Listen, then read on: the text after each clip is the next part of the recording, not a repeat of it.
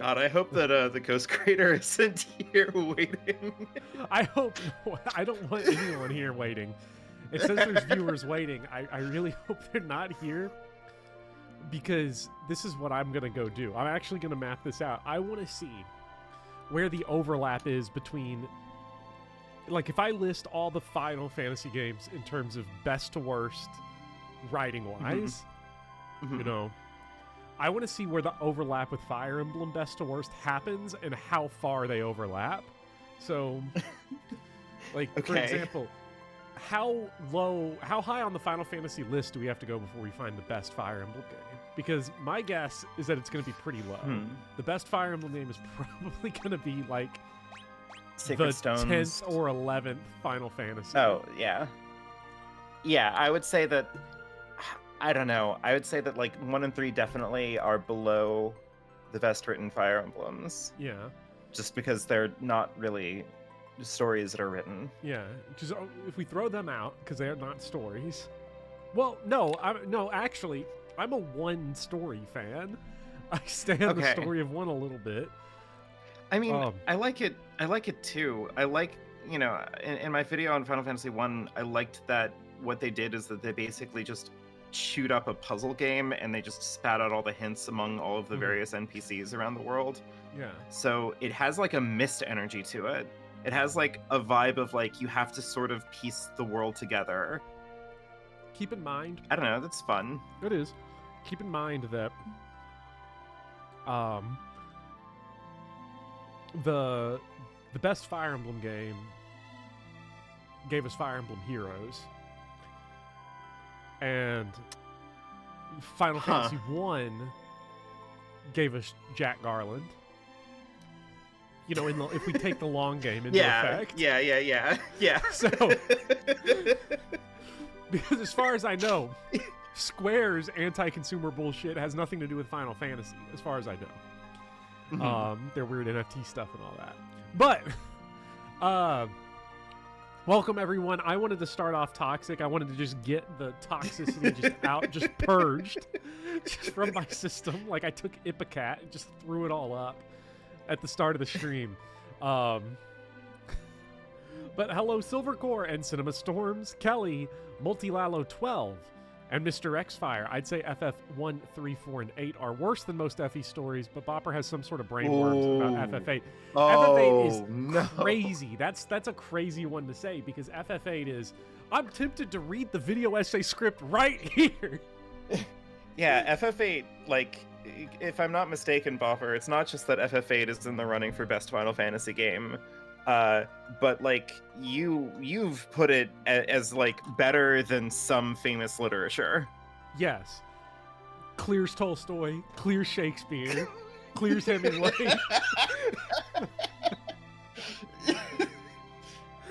Now that is an opinion. That is, you know, Herman Melville. Who? I've only ever read Final Fantasy VIII. It's all the nourishment I need.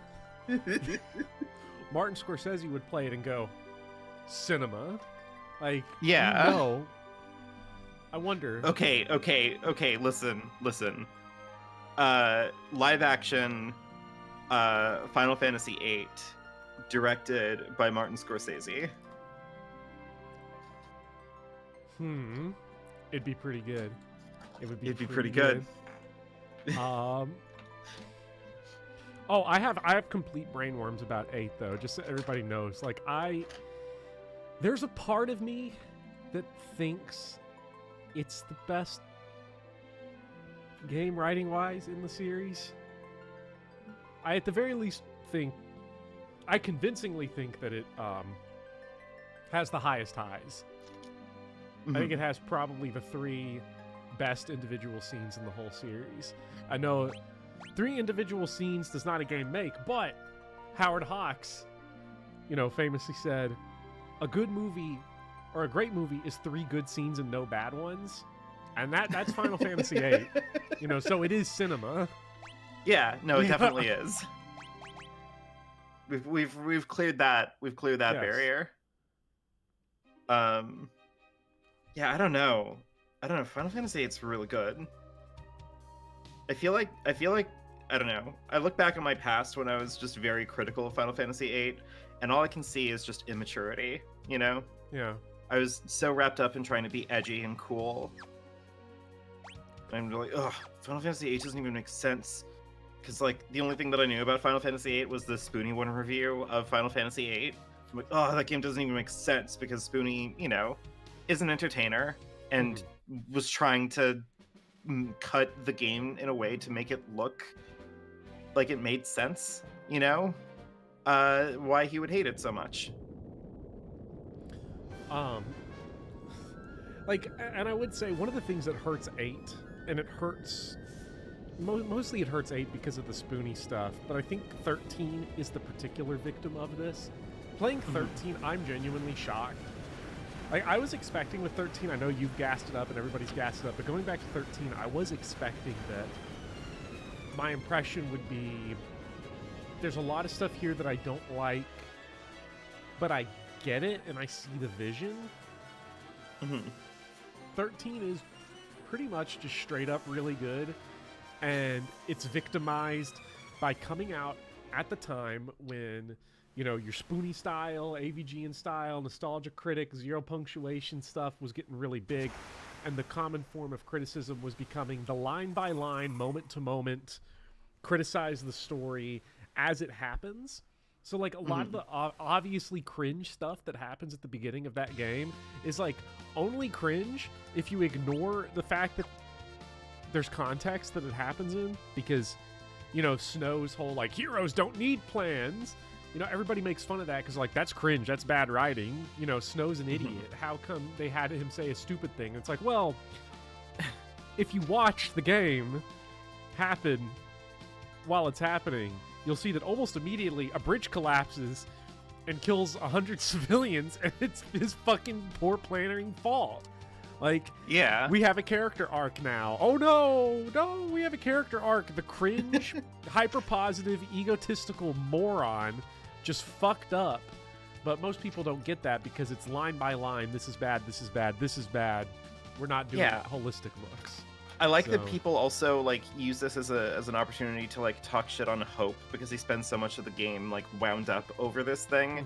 And, like, I don't know. I feel like my response to that has for a very long time, and was even in my my Final Fantasy 13 video that's public, been, like, meeting that criticism where it's at and just being like, well, you know, Hope's a child who watched his mom die. Like, I would also feel like that would be pretty fucked up, and, you know, maybe we can cut the kid a little bit of slack. But beyond that, like, the point of Hope having this kind of turmoil is that, like, he's weighing the balance of, like, the severity of their situation versus his personal anger. Like, it is a deeply internal story for Hope, because the, like, smoking gun in his character arc is that there's literally nothing he can do to bring his mom back. You know, and that reminds me of the deep existential themes of Final Fantasy IX, which the more I'm playing these games and the more I'm reading about them from other people, the more and more I'm fascinated by how wrong the internet is on most of these games. Final Fantasy IX has the reputation of being, like, the silly fun fantasy, like, retro throwback one. It is easily the darkest and most difficult Final Fantasy game to reckon with, like, on a philosophical level. Like, it is much darker than 7 and 8. Yeah, it is in just shockingly bleak. Yeah. Like, this is the game that's like, okay, they really got into Kierkegaard when they wrote. Do you remember that scene? Do you remember that scene where, like, everyone was concerned for, or like Zidane was concerned for a moment because Garnet stole his knife, and it seemed like she was gonna run off and kill herself after Alexandria got totaled. Wait, can you say that again? Like, that was busy concentrating on putting the books up for these losers. It's fine. Sage Guido's like entire home just got like sunk into the sea, and we just are talking over it like it's nothing. But like, I don't know, do you remember the scene where Garnet cuts her hair, right? Yeah. She steals the dagger from Zidane, and Zidane like very reasonably freaks out that she's gonna run off to try to like kill herself or something. And like that's just part of the texture of how we understand Final Fantasy IX as a story that is so dark that we could reasonably expect that at least one of the characters in the story would fear that one of our heroes would like take her own life after like the 7th or whatever like horrific tragedy that we've like borne witness to and was unable to stop. Like, I don't know. It's a fucking wild game.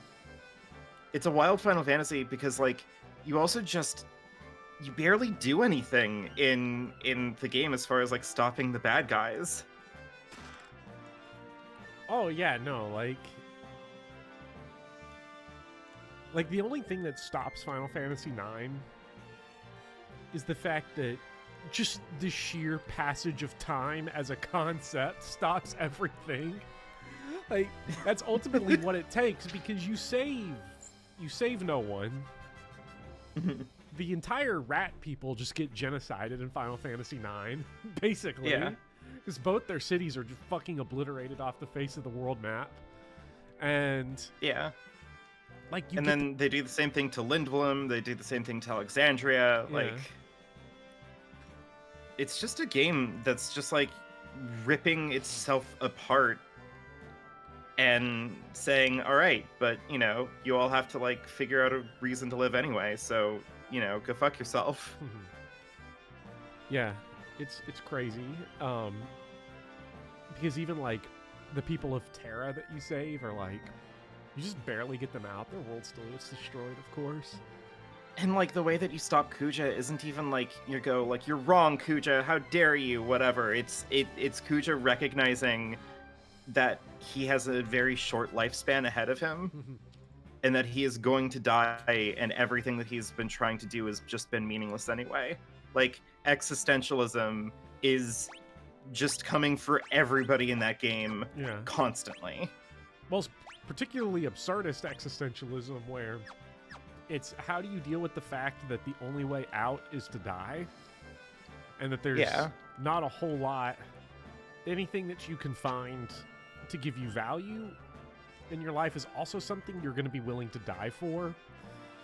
So, man, 9 is a fucked up game for sickos. I really liked it. Yeah, 9 is a freak title. I don't, you know, I get that everybody likes it because it's a big, glamorous, glitzy end of PlayStation 1 era homage to Final Fantasy 1. I get that, but also it's just like kind of it's for freaks. I don't know what to tell you. Like I like it. And no, Multi-Lalo 12, I'm not dodging the FF812. What the fuck is wrong with my sentence? The FF8 allegations, I'm not dodging them. I embrace them. I'm an 8 stan through and through to the end of the world. Literally. This song brings back so many memories. Kazat used to sing it all the time back then. Or Swift song. Yes, we are becoming a better bard. Let's try to lock in on some 5 here, because they told us here in this old... We have to build a better bard. Yeah. We can build a robo-bard. $6 million bard. Yeah. There's So, the Surrogate guy was just like, yeah, you can just rob us blind. We don't care. Which that's good. Was one of my favorite parts of 9, was that it was finally a game that just lets you rob people blind. You just walk into people's houses and just steal all their shit. Let's see, Surrogate. What do we got here? What can I do? I mean, I know that Final Fantasy... We're at the Surrogate Castle gift shop. I thought we were going to rob it. I know that Final Fantasy 13 is a bad game because there's no towns anymore. Terrible. So we really got to get our towns in here in a good Final Fantasy. That makes it sound like I'm talking shit on Final Fantasy V. Final Fantasy V is incredible. Final Fantasy V is remarkably one of the most fun Final Fantasy games to play. And the more I'm playing all these games, the more I'm like, what were they cooking that got them to the point where, like, this game is, like, mid in this kind of series? Yeah, I mean, like, that's kind of my opinion of it, is that, like, I find it a deeply underrated game, even though basically everybody that I talk to who likes the series goes like, oh yeah, Final Fantasy V is good. Like, nobody hates Final Fantasy V as far as I understand, but I think it's still underrated. I think that, like, it's better than people give it credit for. If you were to ask me, though, what games in the series is this game, like, just straight up an improvement on, I can't say yet because I haven't beaten it, but, you know, 1, 2, and 3, probably. Yeah, 4. I mean, I get the it's probably the comparison. best up to this point. Yeah, I do get the comparison that it is an improvement on Final Fantasy III because Final Fantasy III introduced the class change system. But I feel like if you'll allow me to be a little bit weird about this, And difficult. I feel like that is a pretty surface level comparison between Final Fantasy III and V. I think so because too. There's a lot more going on between these two games. They care about different things. You know, Final Fantasy III cares a lot about its own sense of mystery, I would say. Like, there is a dimension to that game that is obsessed with, like, making it feel like you don't know what's going to happen next. You know, you go through this entire trial, you get an airship immediately, and then it blows up, right?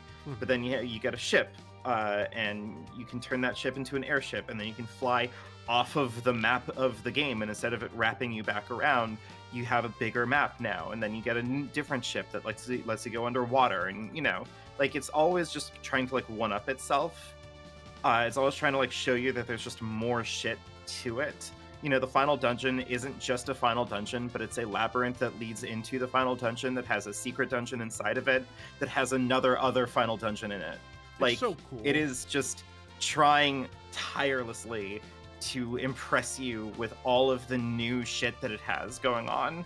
And what I appreciate, though, about all that new shit is that they do also embrace the weird part of it, because you get dungeons where you have to run around as frogs. That's not fun, but it is fun.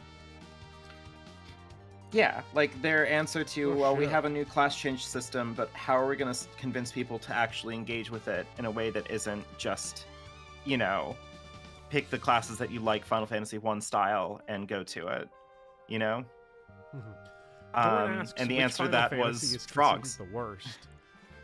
Which Final Fantasy is considered the worst, or do we consider? It got rebooted. I would say general consensus. I mean, that would probably be it, right? 14 before. Yeah, 14 before it got rebooted, like 1.0 Final Fantasy 14. But that game doesn't exist anymore, so. Yeah, it's not real anymore. Yeah, it can't. So I would say that. I would guess that, like, the general consensus would probably be Final Fantasy 2. That's what I would guess. Or 10-2, because people are fucking lame. Well, I'm assuming we're going main series and not, like, direct sequels or spin-offs, because if we're going direct sequels or spin-offs, then, like, I don't know, man, the After Years is pretty rough. Like, the After Years is... I haven't played the After Years is difficult. Well, we just robbed your castle, bro. Well, no, we bought a shit yeah, of stuff it's fine. from them. 11? Nah, no way. No way the general consensus is that Final Fantasy 11 is the worst. That game's user base is so vibrant and active and filled with such freaks and weirdos that, like, Square Enix is still maintaining the servers. Really? I thought 11 was only on fan servers now. No, I have been playing Final Fantasy 11 through the Square Enix, like, official channels. I've been paying $15 a month for almost a year now, and by I mean my friend who got me into playing Final Fantasy 11 has been footing the bill because he's a good man. For months now, we've been playing Final Fantasy 11 through, like, the official servers. Like, Like, it's a and don't get me wrong, Final Fantasy 11 is a game for freaks. Like 9 is a freak game, but 11 is a game for freaks. Like, I mean, the MMO in general, I'm really sad that I'm not going to mess with 11 and 14 for the video, because that would push... But you are going to outsource them for me. I am outsourcing them to free labor. Okay. Because, you know, the release schedule of the Final Fantasy video would go from, like, February release to fucking, like, next November. 2025. Yes. Yeah. Monsters. That's fine. I don't work for exposure, but I will work for a friend. So you're lucky. Hey, look, Vivian, not for nothing, but I am paying you in an opportunity. Yeah, that's how that goes. Yeah,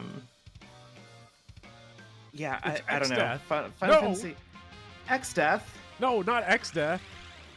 You fight X-Death in Final Fantasy 14. Which you know, one point I'm trying to make in the video is not doing any Star Wars references outside of one towards the very, very beginning, to say I'm not referencing it because it's very surface level comparison. Every joke about Final Fantasy 12 just being Star Wars. Oh, these are our elite super soldiers. Yeah, we're doing it. Wait, kill him. Kill him, ugly guy. Catch him. Is that the first gobbledygook? It's a gobbledygook. That guy got his ass kicked by gobbledygook, who crit us for 30 damage. Crit us for, what is that? Like 2% of our max HP?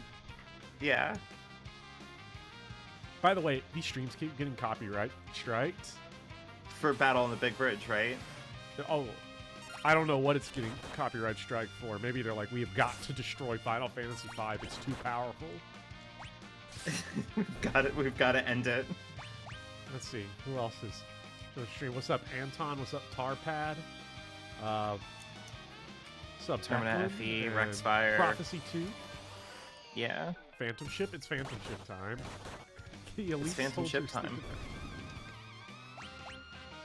Hey, Termina brings up an interesting point, which is, did you know Fighting Fantasy was originally called Revenge of the Jedi, but George Lucas wanted to spend less money to score? Oh man, are we starting with this already? You know, maybe I shouldn't do that as a fact in there, that it was going to be called Fighting Fantasy, but he wanted to save money on printer costs, so they changed it. Yeah.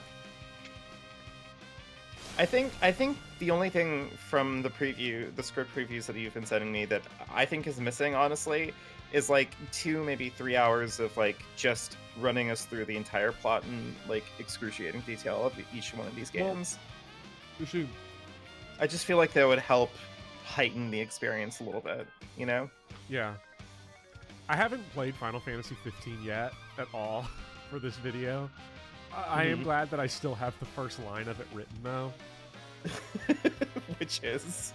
My first line in the... Well, the only thing I've written for 15... Uh-oh, Gilgamesh is back. Time to beat his ass. Gilgamesh? Uh-oh. The one line I've written is, Fabula Nova Crystallis Fighting Fantasy Versus 13, commonly referred to as Final Fantasy 15. Perfect. Development history is just real life plot summary. The amount of Final Fantasy videos on YouTube that I've seen that are literally just the development history of whatever title, like, Jesus Christ. Also, hello, Enkidu. I love Gilgamesh. This guy is like peak. See, Final Fantasy V is peak do a fun adventure game. Final Fantasy IX is not a fun adventure game. No, Final Fantasy IX looks like an adventure game, but it's lies.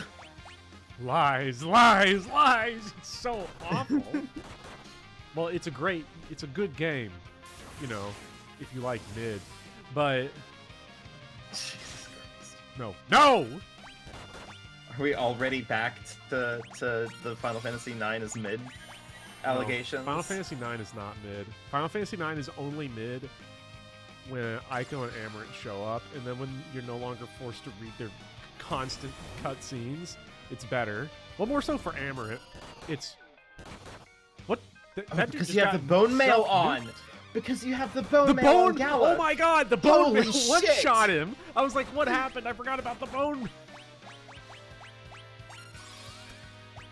But even if you like mid, FF5 still has it. It's true. Yeah. I cannot believe that bone mail just did that. Bone mail is Holy peak shit. content. Bone mail just fucking obliterated Enkidu. So what exactly happened there? Was it because... Well, because Galuf is a zombie, right? So healing spells hurt, and then life-draining spells work in reverse. Okay, so he just nuked himself. Yeah, trying to heal. He just healed himself for negative 1,500 whatever damage. Incredible. Also, I just realized with Bard, we just have full party healing. Enkidu! I trust you can take care of the rest.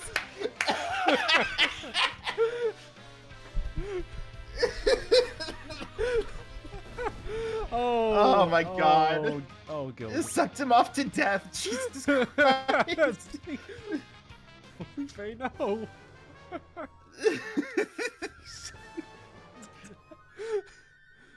I call foul. That's playing dirty. Yeah, we fucking hack. We're cheaters. Yo, glub. Gilgamesh out there doing that one copy pasta from like years ago. The like, if you beat Sekiro with cheats or whatever, then you just cheated yourself out of. You not only cheated yourself, but you cheated the game or whatever. It reminds me of the what's the Mike Matei thing? Right? It's like if you beat, this NES game with save states, you did not in any way experience the game. Glug glug, bone mail. Yeah. The Earthbound copy pasta, was that what that was? I thought that was on like Sekiro or something. That's an. Or are you talking about save copy states? pasta? Yeah. That makes more sense if the save states thing is from Earthbound. You did not in any way beat the goddamn... Yeah, that's Gilgamesh right now. You did not in any way beat my goddamn sidekick. Enkidu... It does not count as beating Enkidu off if you... Now, wait a minute. No, hold on. Grab the other side of this box, would you? Enkidu... I can't believe Enkidu sucked a man so powerfully that he died. Not the man. No. He sucked the old man off so hard. Oh! Level. Yes, I hope this is as fun as the submarine minigame in 7. Okay, can I confess something to you? What? The first time that I played the submarine level minigame in Final Fantasy VII, I genuinely got scared because I have a bit of a fear of the depths going on, and the music there is just completely quiet except for sonar and missile noises, and the environment is dark and kind of confusing. I don't know. It freaked me out, man.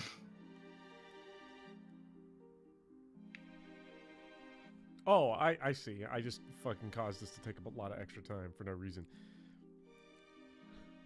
Yeah. Let's get back. Let's go back down. Yeah, let's get back in there. I lost the sub minigame the first time I attempted it because I didn't realize... You got the red sub then. Yeah, I didn't realize until I redid it that the dude just starts right there, that they knew it was a terrible minigame, so they just made the solution Mickey Mouse and just let you shoot it immediately. Yeah. And then I guess my fear of the depths kind of got worse because underwater in Final Fantasy VII, the end, one of the super bosses is just prowling the depths. I don't know. It's freaky, man. You know how I solved that problem? I just never went underwater. Damn. I mean, you had to for the key. That's all I did. Yeah, that's fair. You didn't get the sunken Gilnika? No, I didn't grab anything I didn't need because I just looked it up on Jagged. how many donos to make me play Subnautica, Robberry, you would be financially destitute before you could get me to play Subnautica. Because think about this, St. Robert. You'd have to be paying a person's full salary. Yeah. Because, I'd have to be able to quit my job. Yeah. Because I'm sure your fear of the depths is extreme. I don't know if it's more extreme than the fear of working in a capitalist hellscape. Oh, That's man. like the question, right? It's like, would you do it as a job? Not go into the actual ocean, but play how much for ocean Iron Lung, the horror game about like the depths of a foreign planet whose sea is made of blood? I don't think you could buy that one. I'm not great with horror games already. Like, I think you might have to let that dream die, Philippe. Yeah, if there's no Ethan Winters in it, the horror game is just not happening. Listen, I refuse to accept that Resident Evil 4 is a horror game. I'm sorry. It has horror aesthetics to it. It has a couple some scary moments. Yeah. But like, come on. I don't think that you're allowed to say that you're a horror game if one of the things that you can do as your player character is carry around a rocket launcher that one-shots anything in the game. El Gigante. Love El Gigante. I love him too. And don't get me wrong. I love Resident Evil 4. I don't know if you're around for it, Boffer, but when I moved into the new place, I did a small marathon to fix the TV that got broken in the move. And that marathon, I played the entirety of Resident Evil 4 all the way through in one sitting. Oh, I was there. I harassed you in chat for some of it. Oh yeah. I kind of remember that. Like, I adore that game. I just don't think it's a horror game. Or, like, I don't know, I'd call it like an action horror camp. Because that's kind of what it is. Leon acrobatically, like, does backflips to dodge fucking lasers that are being shot at him through, like, wall-mounted, like, laser probes in a secret island science facility. Like, come on. That game goes so hard. It, like, honestly, the fact that the like fucking acrobatic laser dodging doesn't show up in the remake is almost grounds for like a fucking like legal injunction. Oh no, it's worse than that, right? The laser does show up in the remake, in the DLC. Oh, so that they make Ada do it? Yeah. Oh, fucking come on. Now, I'm sorry to get angry about with this. But... I'm sure that she does, but like, come on. Like, that's such a cheap way out. Like, obviously the acrobatic pretty girl is going to be able to do the acrobatic laser dodging thing. I get it. But the point is that Leon did it. Leon is that guy. I don't know why there's this weird thing where they're running away from Leon. Like they're trying to pretend that he's not that guy. They're kind of self-conscious over the fact that like he's the silly funny man that everyone loves. What are you doing here? What are you doing? Wait, was the way up actually? Yeah, you're going up. Yeah. I must have walked right past the stairs wherever they were up there. Blast him with some thunder. Yeah. Uh-oh. Oh, that's why they call him the Reflect Knight. Because he's a Reflect Knight. He will literally kill me. Magnet. Huh. Weak.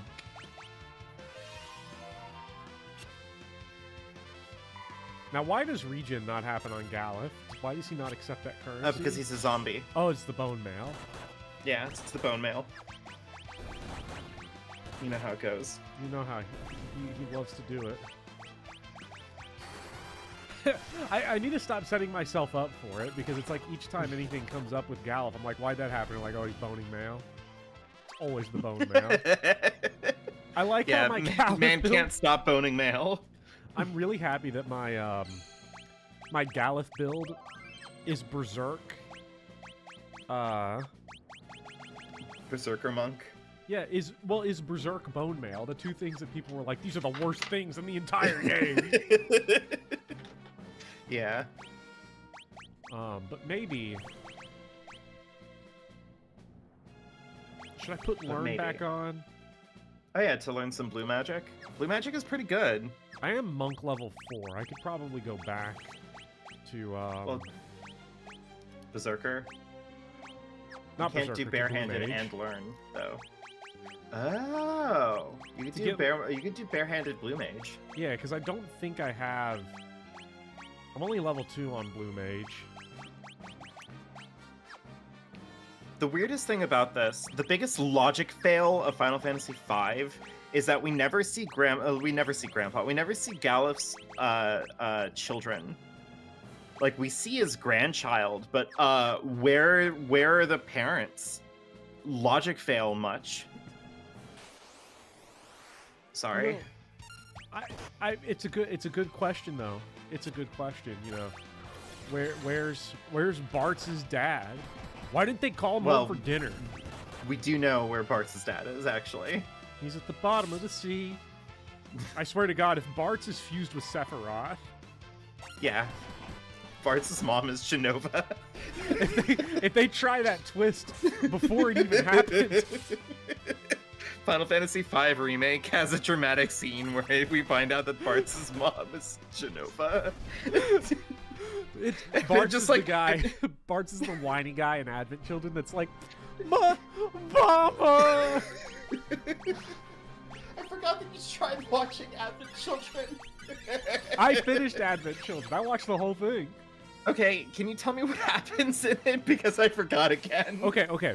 It's actually really simple. So, okay. Basically, I went to sleep. Oh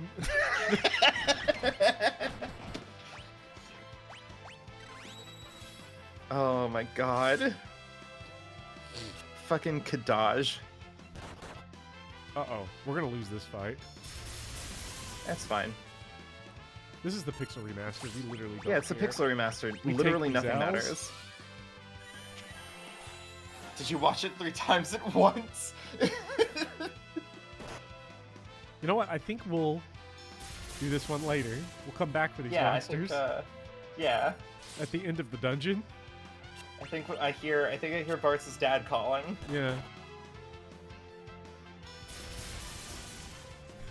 Mom said it's spaghetti night. I have to get home. Yeah.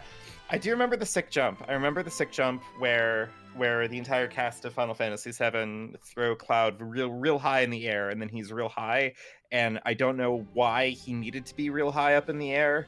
I just know that at some point in time in Final Fantasy VII, Advent Children, he was real high up in the air. So, the plot of Advent Children is really simple. Okay, so basically here's what you got. Mm-hmm. Everyone's dying and miserable because the planet hates humanity.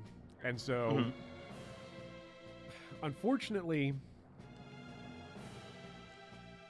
remnants of Sephiroth and Genova remain, because they were pretty big, I guess. And these fucking twerp kids from Final Fantasy 15 show up, and they're like, yeah, we gotta get Mommy back, because if we don't, Sephiroth or something. Yeah. If we don't, we're losers. I remember that they gave Vincent like a weird amount of narrative utility, which I think is really funny. How many like extended universe property, like Final Fantasy VII properties, are like, hey, you know, everybody likes Yuffie and Vincent and felt cheated that they weren't in any of like the big CG animated or like FMV animated like PS1 cutscenes. So we're just gonna like make them weirdly like narratively important in like all other related media. The thing about Vincent in Advent Children is that he actually does get probably the one genuinely cool scene that isn't just punching things with big sword, which is his little wispy coat coming in and chewing up all the guys, because it's like a creative thing that was fun. Yeah, I liked it. Sure. I enjoyed it. let's just be real. I mean, Advent Children is just on, it's just on another level from most movies. Yeah. Eventually, it's they turn into hits Sephiroth. different. They turn into Sephiroth. Yeah, I do remember that they turn into. I thought only Kadaj turned into Sephiroth. Well, but, yeah, like, it's only sure. Kadaj because they kill all those other stupid idiots. I don't know how Sephiroth dies. Tifa I fell has a asleep fight during she that loses. part. I'm assuming that Sephiroth dies because Cloud hits him a whole bunch with his sword. He powers up. He grinds on some behemoth enemies at the end of the game. God, could you imagine if they remade Advent Children as a video game, and it just sucks because it's like 2 dungeons.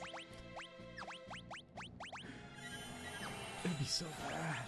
Like they do like a Resident Evil 3 remake version of Advent Children remake, where like it's just like, yeah, we've released a 5-hour game that'll be $70, please. Yeah. No, but like Resident Evil 3 Remake, they cut content, so you don't even get the full story of Advent Children. Right, I'm sorry. This is a 2.5-hour long video game. I have to say, they only brought, like, most of those characters. First of all Sephiroth does in that movie is yap. He just yaps. He just runs He's his a mouth talker. talking. It's nonsense. the one thing that everybody knows about Sephiroth. Everybody knows that Sephiroth is always just yapping on. He runs his mouth, and I don't understand how they ran that one through. Oh no, I forgot to make Blue Mage Galef. He no longer has the magnet power or whatever he was gonna get. Yeah, what the fuck are you doing? He's like, the geostigma is running the veins of the planet. And it's like, if there was one thing about Final Fantasy VII, is that everybody spoke in ellipses. So hearing them yap is wild. Sephiroth needs a podcast. Also, like, that is a film with consistently bad voice acting. Yes. And then also you're talking randomly like Cowboy Bebop Spike is Vincent, so like he just got all the love. Yeah. Everyone I who's don't not know. Tifa, Cloud, or Vincent, it just doesn't need to be there. They're there for fan service, and it's not even interesting fan service either. They don't even say most of the characters' names out loud, which was disappointing because I was wanting to see how they pronounced Ketchy so bad. I was like, okay, are they going to say Kite Sith? Or are they going to say Ketchy? They just don't say anything. They say it's just like, they just decline. Yeah. We don't accept that currency here. I mean, honestly, the better move...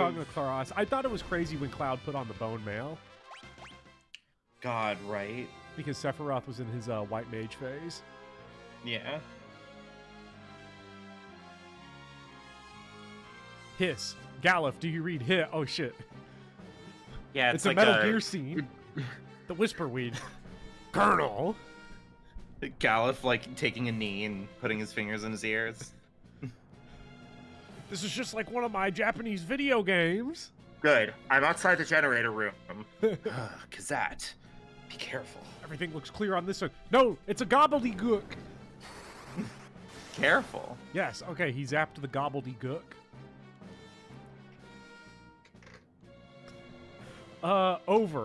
Hiss.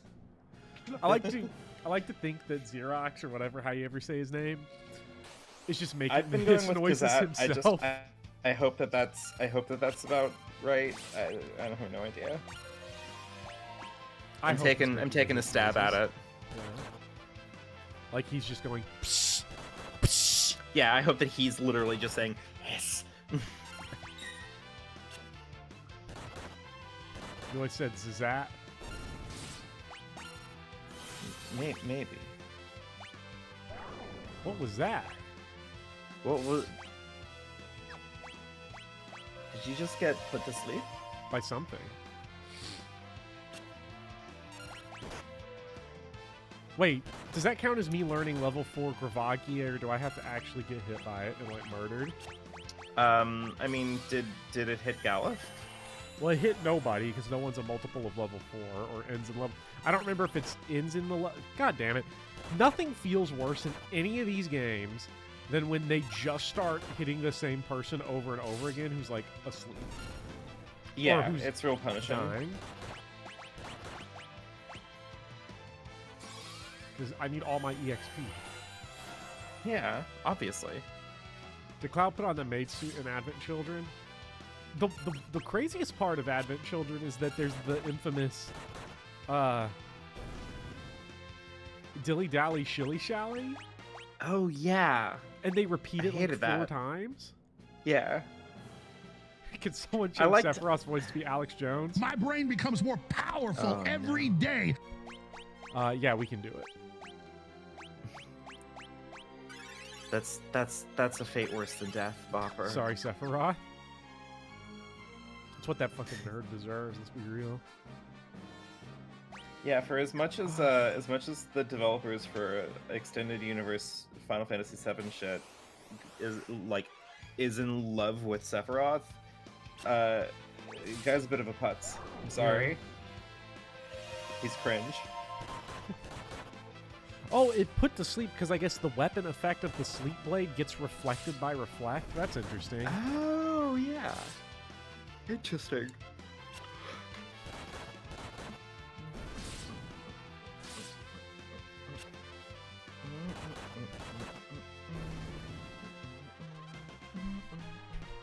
Oh, the music is just so consistently good in 5. Oh shit! Yeah, it's just this fight again. It'll Fuck be fine. off!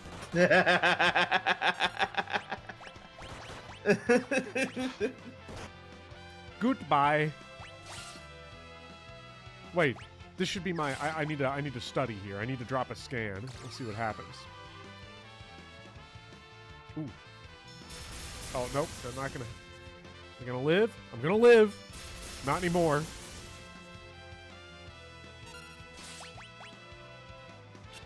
Come on, sword dance. Come on. Ah. Come on, man. What's their crit rate? It's outrageous. That's not sword dance. You know, I should probably get some characters that have got some, like, bulk going on.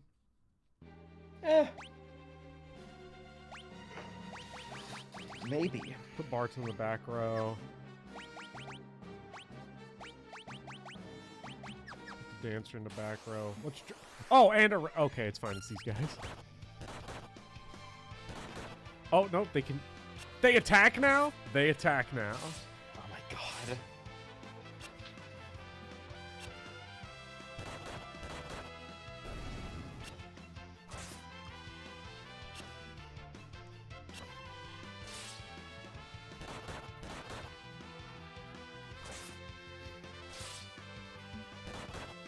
How can we get these dragons to be boned by mail? I don't know. Clearly the most important question. I wonder if we could set up some reflect shenanigans. Like if you hit reflect on Galuf, I wonder how the game's code would treat him getting healed. Oh, if you reflected a heal onto him? Probably the same. Yeah. Monsters! We got him this time. Yeah, this time, easy. This time it's gonna be a game for babies.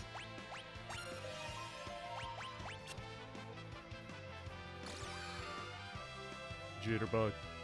We need Sword Dance. Yeah, we do. Yes! Powerful cloak. Come on! Oh, back row. Oh, nah, damn it. I don't know if there's a way to tell if they've been poisoned or not. Now, there's an interesting question kind of floating in the air here. We're talking a lot about bone mail, right? But I have a question. Now that is damage. And it didn't kill him. How many males get boned in Final Fantasy 16. Well, we can confirm at least 2. Okay. I've seen images on the internet of at least 2 more. That makes sense. That I have consciously researched. Let's see.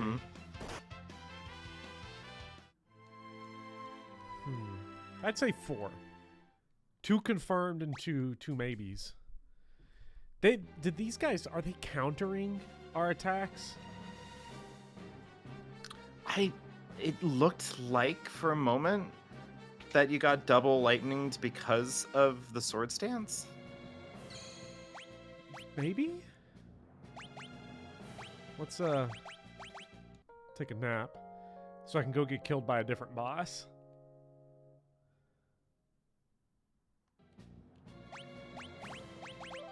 I'm thinking maybe I'm just not locked in enough on Final Fantasy V, what it's trying to put down. Maybe my build is too weak. Yeah, you're not coming in with the Steiner Riz. Yeah. The dog grind set that Steiner is always in. I need to get that. Yeah, Steiner would be able to kill these yellow dragons. Fucking Lena's getting her ass beat for no reason. What's her gear like? Well, it's just they're only targeting her. I don't know what's going on here. I can't believe that they hate women. God, they're just like me. Oh my god.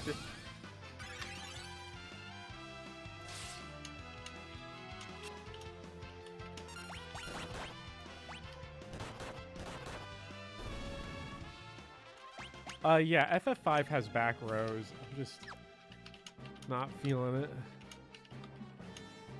You're not feeling it? Yeah, fuck it. Who cares? Fuck it, we ball. Yeah. Oh, shit. Okay. What is going to be our kill the boss team? So, who hates females more? The kind of Final Fantasy fans who believe that these games are deeply apolitical, or the people who wrote all of the female characters in Final Fantasy 15?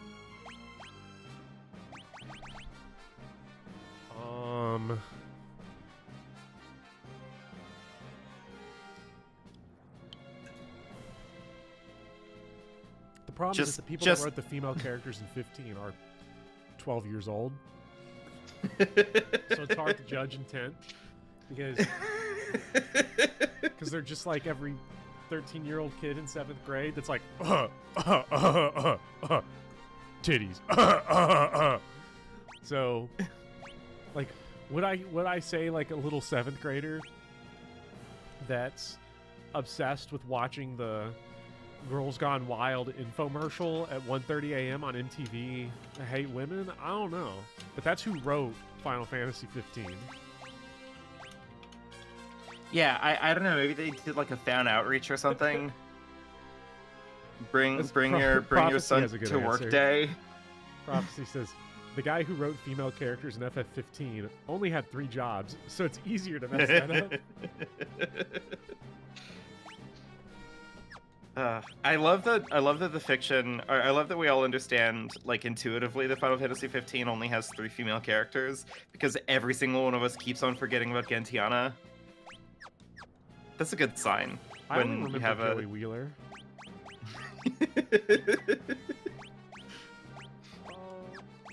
Let's see. We're gonna get Ferris out of that stupid class. I don't know a whole lot of what dancers really bring into the table. It's super RNG dependent, so I'm not a huge fan.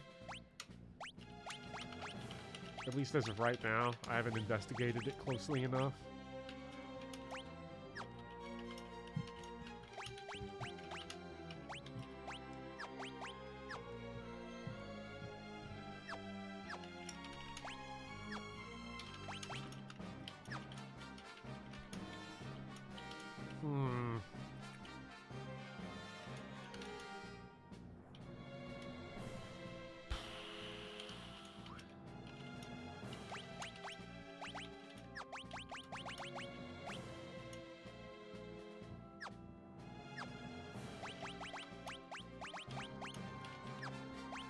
Say we get Gallop into something a little tankier.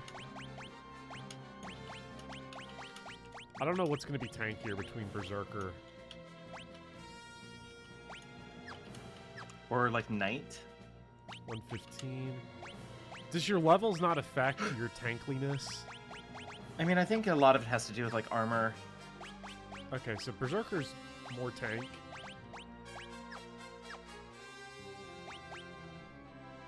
Berserker is most tank. Now, here's what I like about Berserker. I know people don't like it. My thing is pretty simple. It's, you know,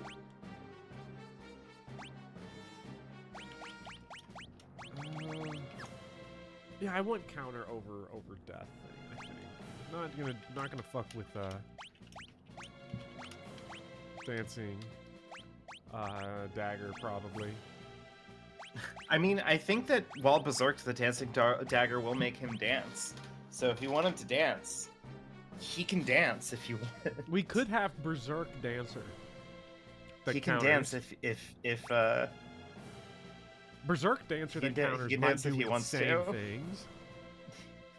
Could potentially do absolutely deranged things. With the bone mail, like you've created some sort of like a bespoke monster. I need to get like Eminem. I've created a monster on the soundboard. Yeah. Every time I unleash a new build on the world. Let's Oh, are you not gonna go for the yellow dragon chest? Does this place disappear after we clear it? I mean, I didn't say that, but I mean, fuck those chests. Them chests suck. Is Yeah, this the that's boss or is this a random encounter? Because FF9 does this shit sometimes where you can random encounter a boss. No, that's just a random encounter. Okay, we're gonna beat his ass then. Hell yeah. No, he was confused and then we unconfused him. I hate it when that happens. Yeah, it's terrible. Oh, I forgot that punch summoner's got to be up front because otherwise we're not... Man, that ninja damage is bad. Is this just bad weapons, probably? Maybe.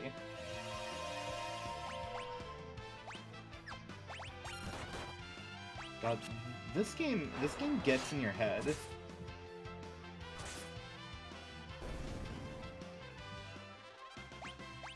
got to be bad weapons.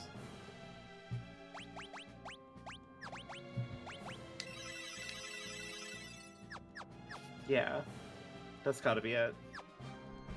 Also, Lena's in the back row. Oh, you didn't realize that they didn't stack? Oh. Wait.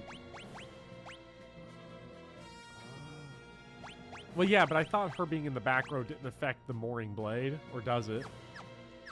Oh, not the moon ring, but, you know. Others, for sure.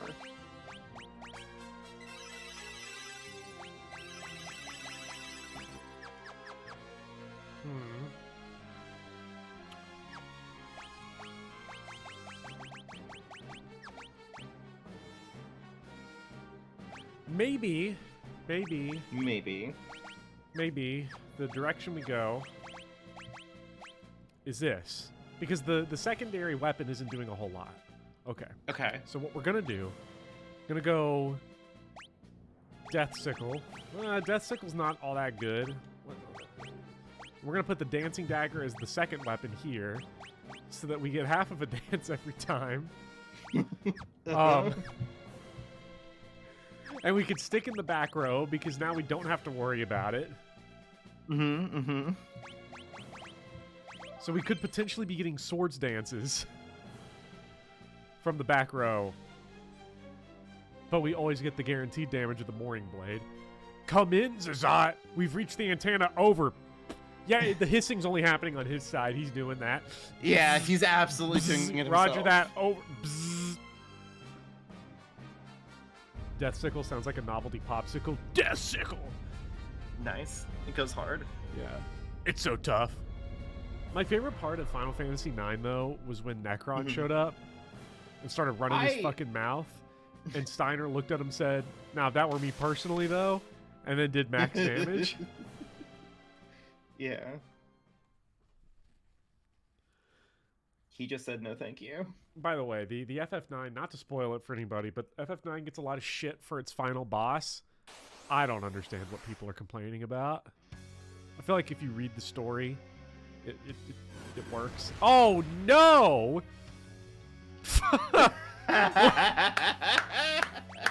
Oh my god, wait, they're dragging him? Holy shit.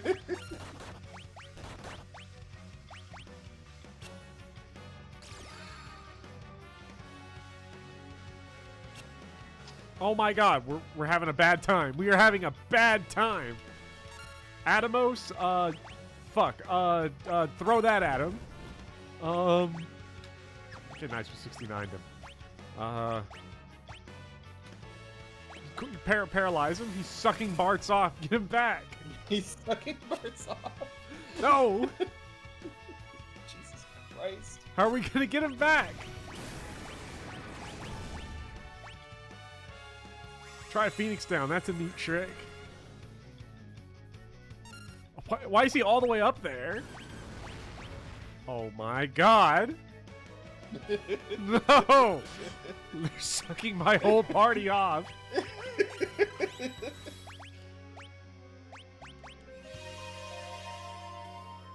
Can't believe this is happening.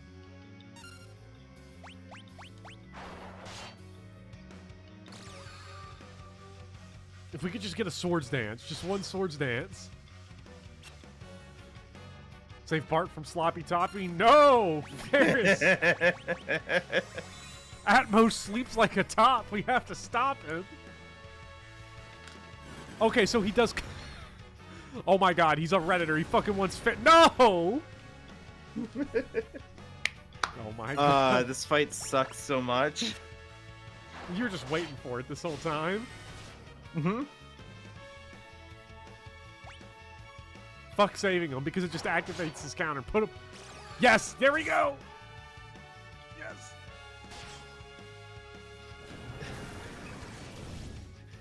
You got this.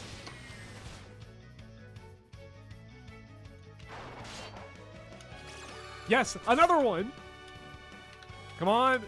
Get him! No. Atmos is... No! Parts, no! Shit. Ah, shit. Oh my god, he's sucking off Parts and Ferris. Where's the bone mail? No. No! Oh, shit. No, he's sucking off the old man now. He's got bone mail. I like how this is just a movie, too. I'm just, like, not even... Yeah, now we're just watching. I have This no is idea what my football. strategy is, so I've just got it on auto battle, hoping that we get enough swords dance, yes.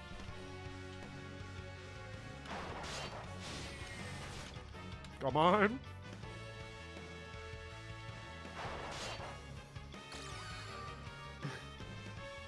She does love that jitterbug. Please no. Swords dance! Swords dance! Kill, kill, Come kill! on, football. Yes! Yes! Yes! Fucking Christ.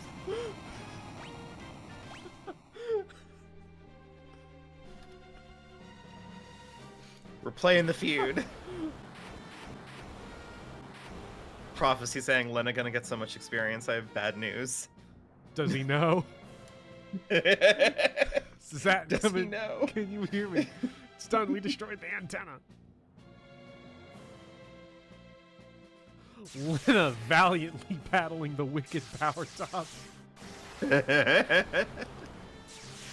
Oh my god.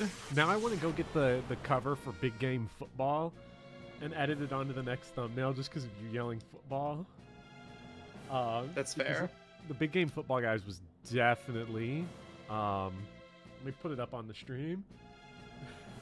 I'm imagining that this guy in the middle is looking right at Atmos as he's sucking him off in the wormhole. Please. God, what a good thumbnail. Real football action. The thrill of big game football. Anytime, anywhere. Oh my god. Gallup, things are getting hot down here. Oh, they were getting hot up there too. The energy feed's gonna on a recursive loop. It's only a matter of time before Things it all are getting blows. hot. Sorry. Those 90s Cowboys would have crushed Atmos. Now, how about them Cowboys? He says as he's being eaten alive by Atmos. Oh no! Wait for me in the sub. We've already been in the sub. Yeah, Kazat, come on, man. Be tasteful, Gazat. Stop with the puns. Level 5 Death Works 2 says epic troll face. Can that? Well, okay. What's the trick with Atmos? Now that I've beaten him through so the Atmos thing is a little bit complicated. Like the way to do it is like you can do it the normal way, which is haste everybody's like early, recognize that he's going to kill one person, and then basically use that to dominate most of his moves. Basically, what you did.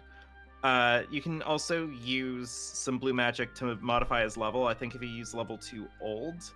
Or no, it's Black Spark, I believe, is the blue magic spell that reduces his level, and then it reduces into a multiple of 4. Then you can use level 4 Graviga and chop off most of its health, and then like kill him in one shot after that.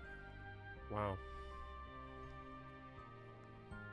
Yeah. Wow, that's really powerful. He only casts Comet when the entire party is alive, so you just kind of have to pick who in your party you're okay with just, So instead of trying to get into a Phoenix Down arms race with him, you just DPS him. Oh, G-Paw got sucked too hard. I'm sorry. I can't believe we lost Zat. I actually talk a lot about. Oh, I moved my mouse. I talked a lot about this moment in my Final Fantasy V video, because like I know that this is kind of an echoing of like the Tella scene in Final Fantasy IV. I mean, not this scene, but like Final Fantasy II and Final Fantasy IV had a lot of characters like fucking throwing themselves into the death zone. Yeah. So we have here a character that we've known only for a little bit, but like we put a lot of this weight on his death. But what I think is interesting, and I think what makes this death work much better than like Joseph or I'm trying to think of like a good example in Final Fantasy IV, or like Sid, or whatever, Yang, or what have you, is that like Kazat might not be meaningful to the player, but he's very clearly meaningful to Galuf, and we've been, Galuf's been here since the very goddamn beginning of the game. So like it's interesting to see it not necessarily for the character's own sake, but in how it in how like Galuf responds to it, if that makes sense. Mm-hmm. Does it make sense? It does. It makes sense. It's fine. You have an FF5 video, dope. Well, Audrey, not only does Vivian have an FF5 video, but also I have a video for Final Fantasies 1 through 6 and also 13. And also 15. The quality on all of them, and also 15. I keep on forgetting about the one that I just made like a couple of months ago. All of those ones except for my 15 one, like I think the quality is not where I'd be comfortable with it being. But I think that they're fine. I'm proud of my Final Fantasy 15 video. I think I had some good ideas going on in there. That you have to drag Galuf away pretty much. Mm-hmm. Like he doesn't accept what's happening until you choose to get in the sub or walk away from him, I guess is more accurate as to what happens. Also just adds a lot to it. Like that's like, I don't know. Final Fantasy V had a very good idea, because Final Fantasy IV is full to bursting with characters and party members. There's just so many fucking characters. I think the cast of like playable party members is like 12. Jeez. Yeah, there's just a ton of characters in Final Fantasy IV. And then Final Fantasy V, it's like, here are these 4 characters, and you're with them for the entire game. It's like, I don't know, it feels like it's making good on the promise of Final Fantasy 1 and 3, right? Final Fantasy 1 and 3 are invitations to like slot in 4 characters and like build a story in your own head while you're playing it, right? And Final Fantasy V is like, well, here is us doing that, like, textually now. You know? These are our 4 characters that we're going to write a story about. You know? Yeah. And it's great because, like, you know, I like the comment of that Felipe here is having the comedy crew is fun. Yeah, like, this is the thing that I like about Final Fantasy V. The vibes are really, like, lighthearted and fun. Whoa! All the way until... Whoa! I accidentally popped up right here. I don't know if that's impressive or anything, but here we are. Yeah, congrats. You found a secret. On accident! Hell yeah. Now quick, somebody get me to the inn. Yeah. I'm dying here.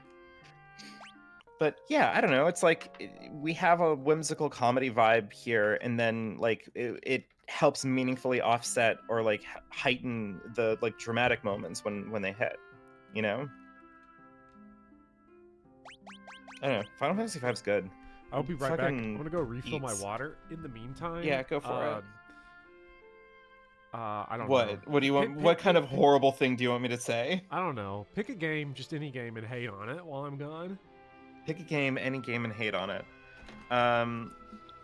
Well, okay. So, as a sneak peek for this month's video, I've been working on an Undertale / Deltarune video, and I have a lot of thoughts about Undertale, and I would say that the overall impression that I have of Undertale is still positive. Like, I still think that it's a very good game, and I can't help but feel charmed by it.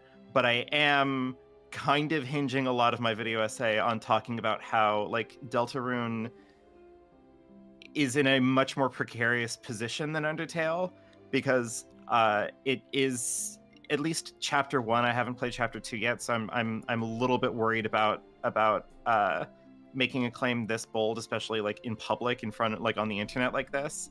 But it does feel like after chapter 1, well, I have some, you know, so far so good. I was just talking about Undertale and Deltarune, and I was just saying that, like, Deltarune, as far as I've played of it so far, feels very much like in kind of a dire position, because stripped away from like the mechanical, interesting, like the interesting conversation Undertale has with its own mechanics and your relationship with them, Deltarune is left with like the theming and moral like heart of Undertale, and the moral heart of Undertale is a difficult thing to leave alone on the table, because it is a story that is like thematically kind of naive, you know? Like, a lot of it centers violence in the absolute as something that is only bad or can only lead to bad things. And for Deltarune to tell you up front that you don't have to worry about the moral concern of your violence at the top of chapter 1, only to then continue to structure the game exactly the way that Undertale was, it makes it feel all the more like he's hammering down on a point that is pretty childish, for lack of a better term. Like, it feels a little bit, I don't know, it just feels a little bit more blatant. Like Undertale pulls the illusion way better because you're so charmed by the sound design and by like the fun kind of way that it plays itself as an anti-RPG. You know, it has a good sense of humor. The characters are very recognizable and interesting. So to be put into a world that feels kind of like an extended reference to Undertale, with the same kind of moral underpinning, it feels like you've lost a lot of what is keeping the game in that kind of perfect balance that it strikes. So yeah, and I get that this is a pre-Spamton, pre-Chapter 2. I haven't played Chapter 2 yet, so everybody, before you get upset at me too much, you know, I haven't played Chapter 2, and every time I've talked about this, the immediate response that I got from a number of my friends has been, well, you have to play Chapter 2 first. You gotta play Chapter 2 is the game changer. It will change everything. It's the thing that will upset this whole thing, and I'm looking forward to that. I want to have my mind changed here. But I swear to God, I swear to God to all of you now here on YouTube, on the internet, if I play through Chapter 2 and it just does kind of the same shit or leave me in the same place, and I go back and I say that, and all of my friends continue to say, oh, well, you just have to wait for Chapter 3 to come out, and then, like, things will be different, I will cut my own head off. Just slice it off, get the death sickle. And yeah. destroy. That was very impassioned. I have no idea what you're talking about because I've never played Deltarune and I've never played Undertale. Maybe someday. I loosely recommend Undertale. I think Undertale is good. Oh! It's here. You know, it's here. It's here, but I haven't seen the manga yet, so I don't know how it works.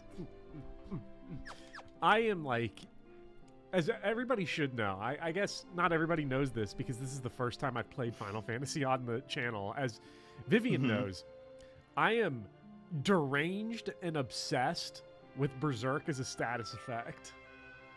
It's true. Honestly, it's fucked up. How many times have I sent you like my kill boss strategy and it's just involved multiple characters getting berserked right from the beginning? He's gonna buy Berserk instead of Heisteka or level 3 Black Magic. Of course he is. Of course he is. Yeah, to me, Berserk is like, it's my favorite of all the status effects because you have your DPS characters, right?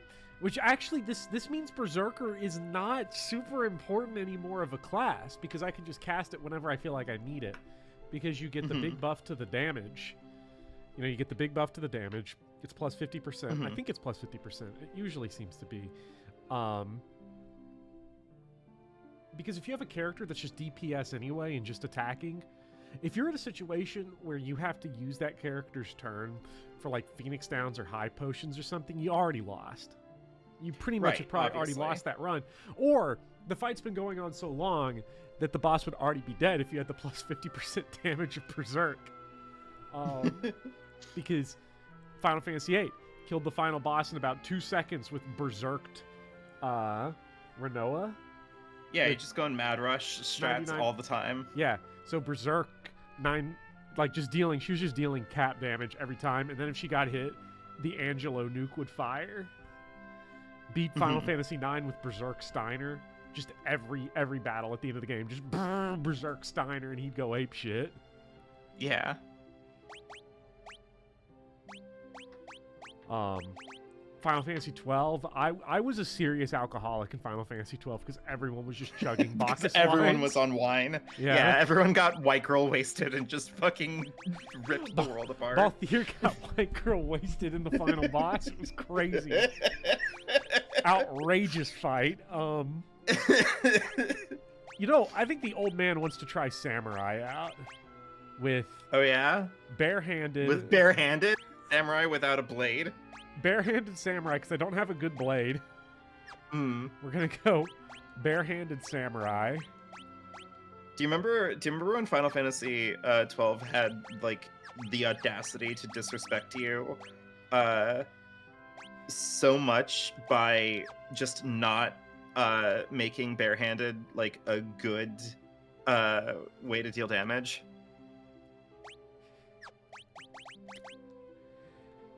Making what a good way to deal damage? I'm sorry, big pop. Made where they just like barehanded sucked in Final Fantasy 12. It was so frustrating. I felt very misled by it. Now I never tried barehanding with Bacchus wine. Maybe that's good. Yeah, maybe. What is Ferris? Heisteka plus wine equals murder party. It's true. That's what I get up to on the weekends.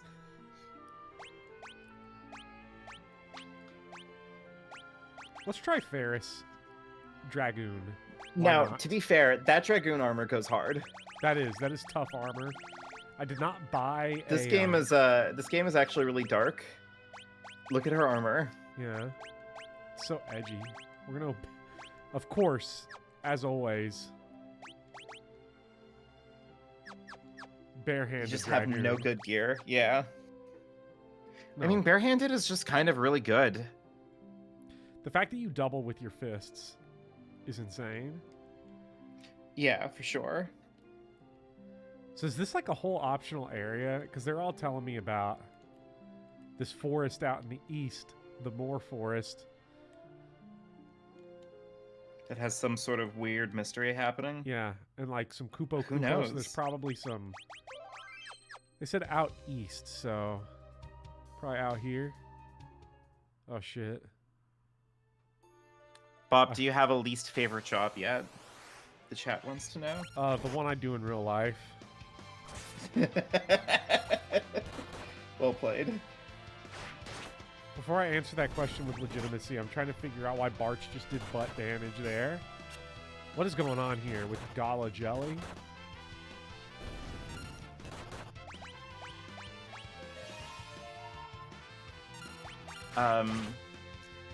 It might...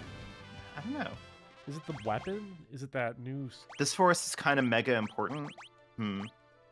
Teacher Lena is meta. Oh my god. Spoony one seeing Teacher Keistis for the first time. Ah, fucking... I've saved that on my drive now. I'm glad. Are you? Yeah. It feels like a betrayal.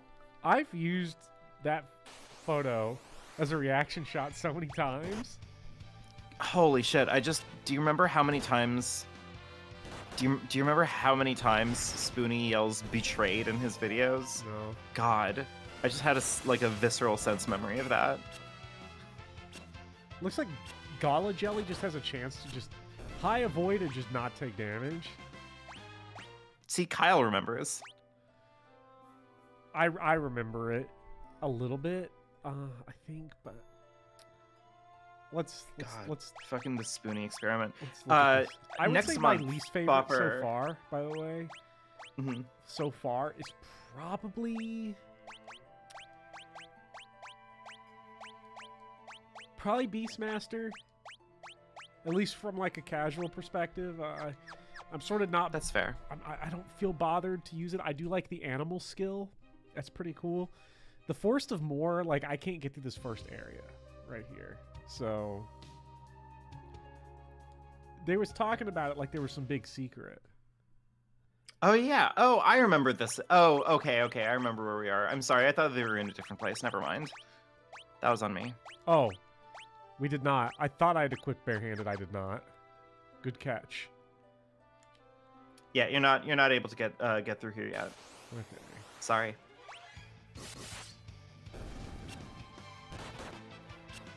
More like it. Yeah, there we go. Osmos.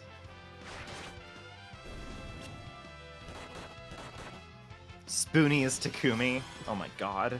You know, the more I play this game, the less and less I want to be the super boss. I thought you already promised, though. Bopper. I did. I didn't say I wasn't going to do it. I said the less I want to do it. This is different. That's fair. That's fair. Okay, well, I love the submarine music, by the way. Yeah, well, now we know we can bring the sub up to like an area. Like finding that secret taught me.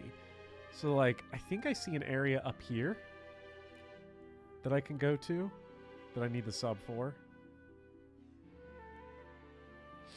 Commit to the OG super bosses, at least they aren't too heinous. So I think there's only the OG super bosses. Yeah, there's right? only OG super bosses here. Because Pixel Remaster is strictly the Pixel Remaster of the original versions. Let's see. Yeah.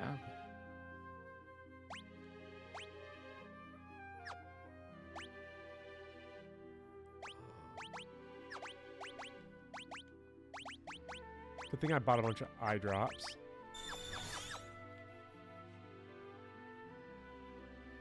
I really do appreciate the Pixel Remasters for just like, god damn it, not changing the games very much. Fuck off. I'm getting back in the boat.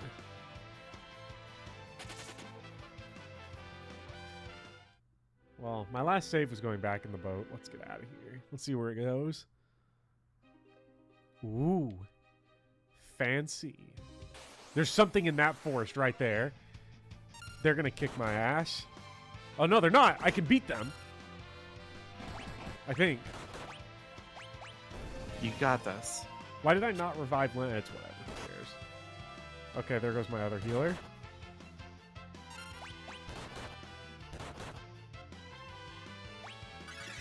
They've got this. Come on.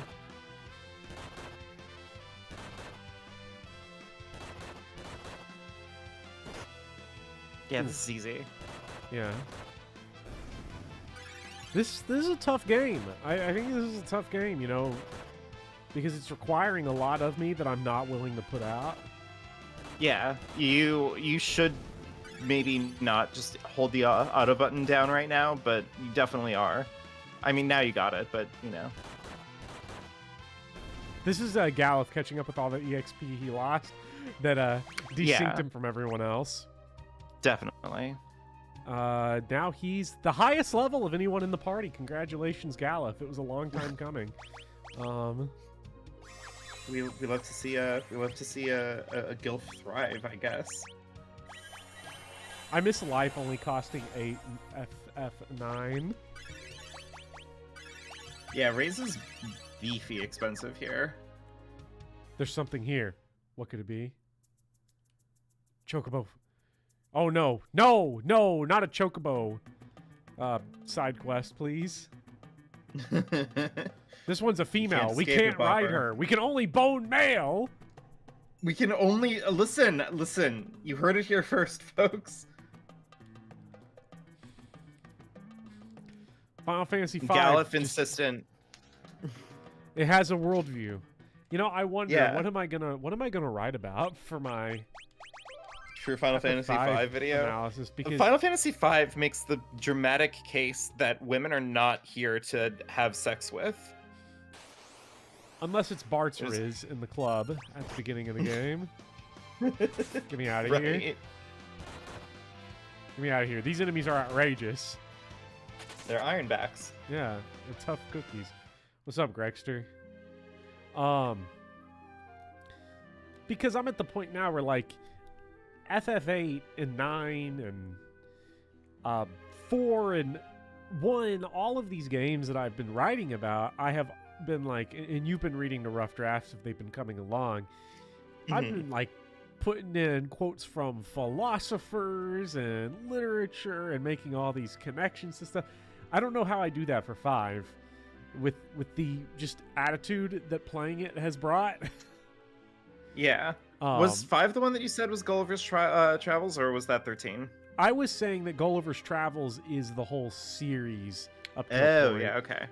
I make the argument that Gulliver's Travels is the actual basis for this series plot structure, and not Star Wars, because just put Spoonie in the Final Fantasy V section. Yes.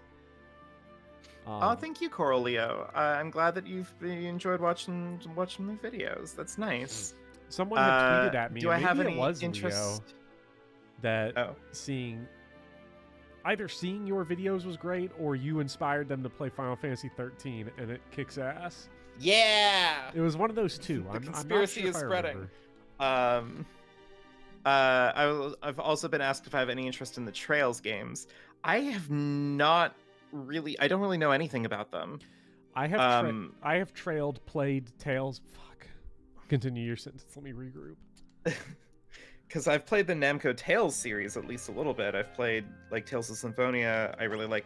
I like Tales of Symphonia. It's good. Tales of Vesperia, which is like quietly a bit better. I've been working through Tales of Xillia, but like, whoa, I could not get into it that easy. I played, but I think that's a different thing. Tales of Arise, wasn't that the one that had like a special like crossover event with Sword Art Online?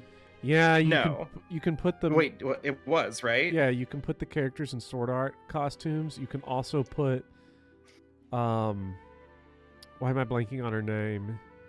Kisara. You can put her in a sexy teacher outfit. Super cool. These games are so Peak hard. video games. I love 12-year-olds These games that are write deep video and games. complicated. Yeah, no, but the Trail series specifically, I don't know anything about, but you know, Doesn't look maybe like there's a way to get there. Let's see. Well, welcome back, Cosmic. Wait, hold on. Luigi of the Gods saying, as an also aspiring feminist, that's such an incredible way to start off anything. That is a beautiful sentence. Goodbye, Bart's. Rexfire, I would gently recommend Vesperia. I think Vesperia is pretty good. I've heard the Tales of the Abyss is really good, but I haven't gotten to it yet.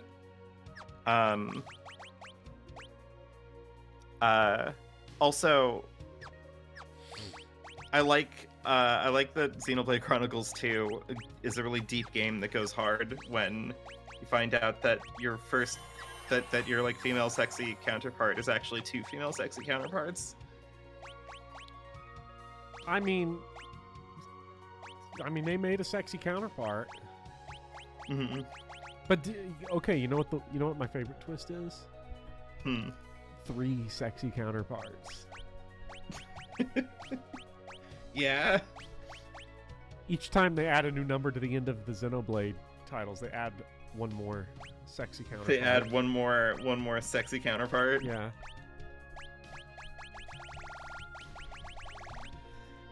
Let's see. Go back to red.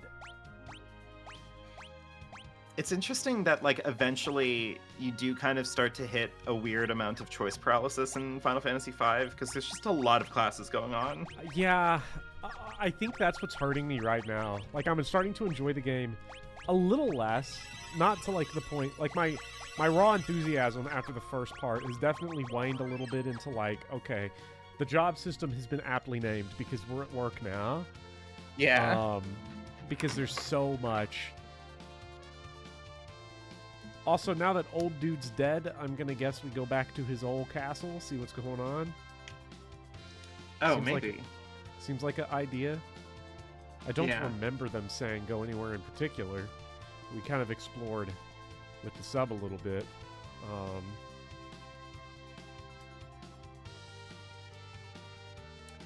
believe this was the castle.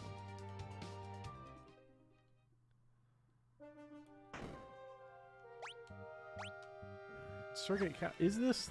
I think this is his castle. I think they were saying his name here. We have no one left to depend on but you. Please defeat X-Death. Yeah. Okay, thanks for the help. Give me all your stuff then, I guess. But, you know.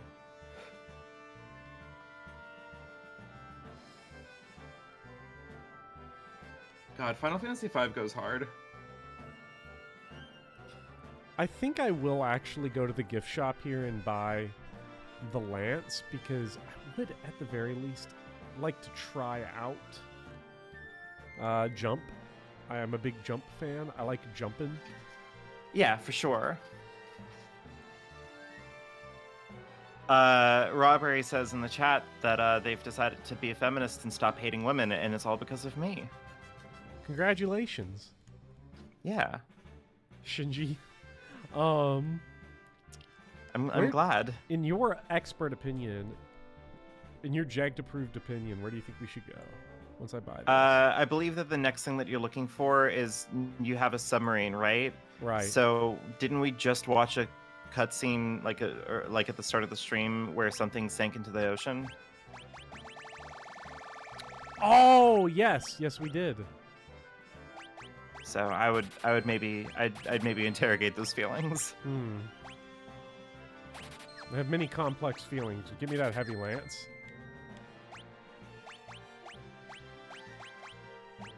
By the way, I don't want to like impose like a harsh timeline on the streams because I do love streaming, but I did accidentally double book myself on like, you know, just like not like a huge promise or anything, but I was gonna like tonight watch more JoJo's Bizarre Adventure in the Discord. Oof. So in around like 2.5-ish hours. Would it be okay if I ducked out? I mean, that's going to be around the time we duck out in general anyway. Because that would put us at about 4 shoot, hours. 1.5 hours. Yeah. Oh, but then yeah. I could probably extend it to like 9. Yeah, I could probably do it then. All right, back to the sub. Yeah. What's with this game in subs and tops? It was ahead of its time. I mean, really. you sleep like a top. You live in a sub. You get sucked off to death. It's a horny game. Yeah, this is this might be the horniest Final Fantasy game. I've never been sucked off more in a video game than in this one. And you almost played Persona 5 that one time. I have played Persona 5. and boy, is that a game that loves to suck you off. I mean, absolutely suck you dry. Yeah, because the raw whole point dogging of that game, just the whole point of that game is that's a bad video game. Isn't the main character just the coolest, most important special man? I did not go the harem route. I don't know if you can really do that realistically on a blind playthrough. Maybe. Oh, on a blind playthrough, probably not. No, I didn't. I'm trying to remember if I did get like one of those conflicted endings though, where like where Joker. You had multiple wands. Yeah. No. Joker, how'd you do it? They all sucked you off. Whatever. Looking cool, Joker. This game's fun. He's just like me for real. Persona 5 is my personal case study of how a game can just be so astronomically undermined from an otherwise good game by having your silent protagonist that is a self-insert. It's fucking wild because it's not even like a case of like I don't know. You look at you look at Fire Emblem, and you look at how Fire Emblem approaches the silent protagonist role. And to be fair, the series is a very late adopter to this kind of principle. And Fire Emblem, just in my humble opinion, don't hate me too badly, but it whiffs it. It just whiffs it real bad. Like just from word go, it's not great. Like Robin is okay. Robin isn't even the first one though. It's Chris, right? Word go. So yeah, no, word go. Chris comes in and it's just fucking terrible. It's just garbage immediately, right? Mm-hmm.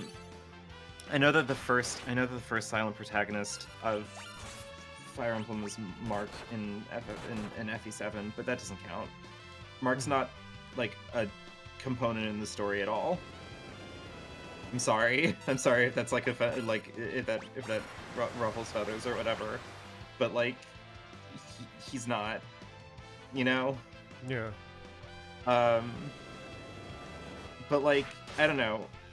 So like Chris comes in here and just like completely whiffs it, right? What? And they never really recover from that.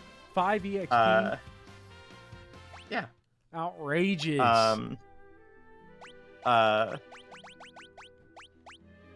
Like Robin's okay, and then Corrin is bad, and then Byleth is terrible, and then Alir is somehow worse. It's just it just only goes bad. But like the weird thing about the Persona series is that the Persona series has since its inception been built around silent protagonists, and like I'm not gonna say that they did like a perfect job with the nameless character, like the nameless protagonist of Persona 1. But Persona 1 was built on a PlayStation with like barely enough memory to hold the story in it, and not enough memory to make all of the mechanics of the game work.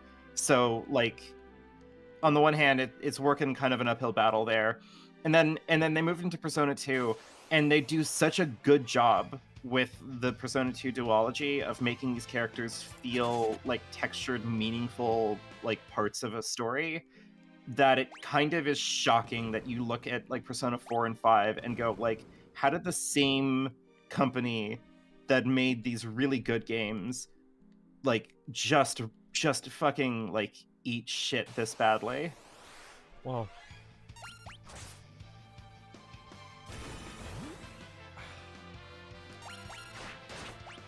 I'm sorry, I went on a Persona rant. Yeah, we are on a Persona 5 hate spree, because that is a game where I am kind of a willful hater a little bit.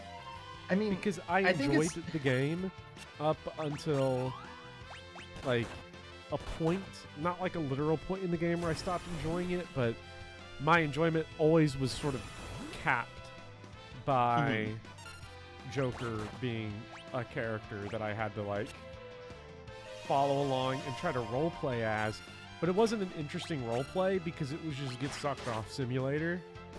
Yeah, I think that I think that I don't know. My hot take on Persona 5 is pretty. I feel like you I don't know. I don't have to tell you. You know it. But I do think, for the record, Persona 5 is frustrating because it's my first. In my listing of the Persona games, which is weird that I can do this with Persona, because I hate doing it with like basically everything else. But for Persona, it's pretty easy for me. I'd say that Persona 3 is the best, and then like literally like just right behind it would be the Persona 2 duology, and it's only just because the games are really frustrating to actually play. And then it's Persona 5, and then it's Persona like 1 and Persona 4. Like Persona 5 could have been really, really good, but like not only did the silent protagonist just completely undermine everything, like you said, but it also just eats itself halfway through. It's just embarrassing. Like it can't make good on the promise of the story that it wanted to tell in the very beginning, because it just had to be like, anyway, it's bad to do crimes and adults are good actually, and it's actually just this like weird political thriller. I don't know, it's just cowardice. I'm starting to get worried actually. Just why wrap around to Final Fantasy V. That like I'm up shit creek. Oh, nah, you're fine. This is just a puzzle. Well, not for this specific section. I just mean like beating the game at large. I feel like I beat Final Fantasy V on stream without grinding. I think you got this. I mean, yeah, but you also know the game to a degree. Yeah, but I'm not even good at video games. This is true.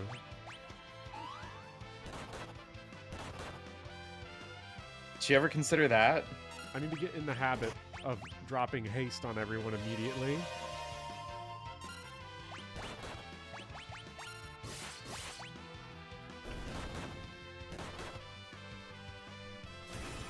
He's worried Berserk strats aren't enough. These guys, the dark aspects I could destroy with bone mail. I need to get bone mail back out. Yeah, you gotta bone mail it. Yeah. I wish we could put bone mail on everyone. That'd be so cool. Could you imagine? That'd go so everyone hard. was just boning mail all the time. Yeah. And I guess if I'm really stressed about it, I can always just take half an hour and just beat the shit out of some enemies, and then I'm good. I think it's making me feel bad because I'm running away from these metamorphs because they're not worth the time. Oh, yeah, no, they suck. Like, these guys are just trolls. Oh, yeah, no, Robberry, I hope the opposite, actually. I hope that people see you hazing me in the chat and think that you are just a dedicated hater. I hope that they see you there and they're just like, oh man, are they okay? Like, oh, Robberry's a D1 hater. Like, let's not cut him any slack. Yeah.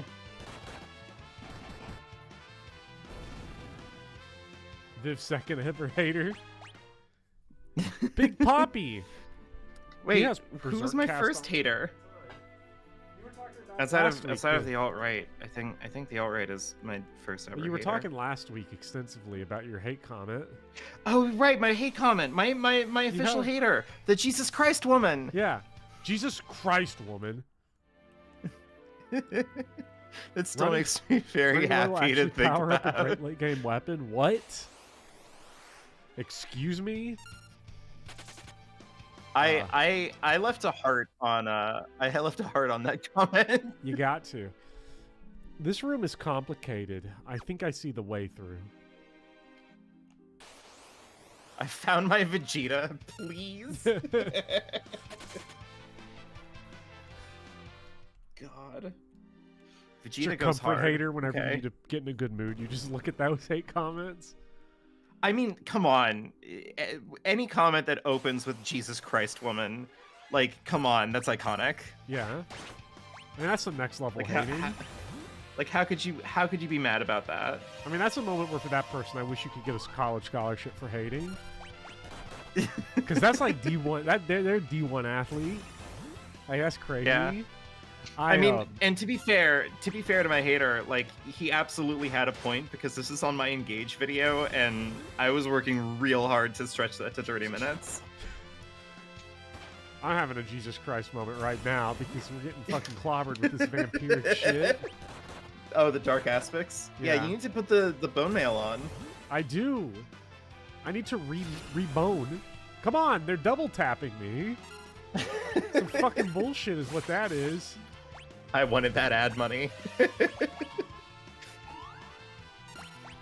No, it's not even that. Like, I don't think I'm eligible for ad revenue on YouTube, because I'm too tiny. It's 1,000 subscribers, I believe. Fuck! Oh, it is 1,000 Jesus subscribers? Christ! Oh my god, you really are getting your ass handed to you. Unfortunately, how many subscribers do I have right now? I am here sitting pretty on 873, so not quite there yet. You gotta get the operation. The propaganda's gotta get spread. Yeah. I gotta find a hater. I gotta find like a public, I don't know, I gotta start beef with someone. Yeah. Does Excelblum know that I kind of can't stand his videos? Oh god, no! I wasn't expecting it to happen right now. Now I'm in a situation. Outrageous. I mean, listen, no disrespect to the guy himself. I'm sure he's a lovely man or whatever. I think the first video of his that I saw, was just the worst one to start with, because it was like his like multiple hour long takedown of Dark Deity. And it just was like, oh god, I can't do this. Like, I don't know. It was rough. It was not an easy time. Great. Can you guys believe Buffer gave Viv Excelblum hater a platform on his channel? Did we ever ask Bopper's opinion on the matter? Well, we tried, but he wouldn't take the bait. Oh my god. Is a non-answer an answer, Bopper? How do you feel about this? I prefer a professional distance. Anyway, I hope you're all enjoying my final ever appearance on Bopper's channel before he has to distance himself from me professionally. Here we are. I'm gonna have... Hold on, let's check Twitter. The fires, they're a brewing. Oh shit! Did you just call me out on Twitter? Is that what happened? No. Tectonic Improv just told me that they found Final Fantasy III to be the RPG equivalent of Sawdust. That is hate. That's hate. Wait, what? Come on, Tectonic. Wait, in the chat? No. On Twitter. Or did he just like, on Twitter? Oh man. That's hateful. Professor now Bopper, I gotta find guy it. I'm with sorry. the glasses too. Electric Boogaloo. I do like Tectonic Improv. I like his stuff. I do too. He was in he does the good Fire stuff. Emblem fan ranking videos, and now he's canceled. Yeah. Yeah, I'm a Tectonic Improv hater. No, I'm in a Tectonic Improv platformer, and I wish he'd make another video. Same with Zetetic. I'm gonna talk positive about people that I wish made videos still. I love Zetetic's videos. I'll be a biscuit eater. It's a talking turtle. Unlike you, I'm not a hater. Multiple hour takedown though of Dark Deity is crazy to me because I just can't do multiple hour takedowns of anything. I can't do takedowns of stuff because it's like it's so exhausting. Like I do a fair amount of hate on stream, but I've been increasingly distancing myself from it in writing videos because it's tiring. Yeah, that's fair. I can't do takedown. Listen, I would also I would certainly never write a hate video about an indie game, that's for sure. Even though with Dark Deity, I do have some specific grievances, but I don't think they're worth making a video out of, and it's not the game. So I did in fact make a video critical of Dark Deity. I think that I was fair in my assessment of it. But I didn't necessarily feel good doing it, if that makes sense.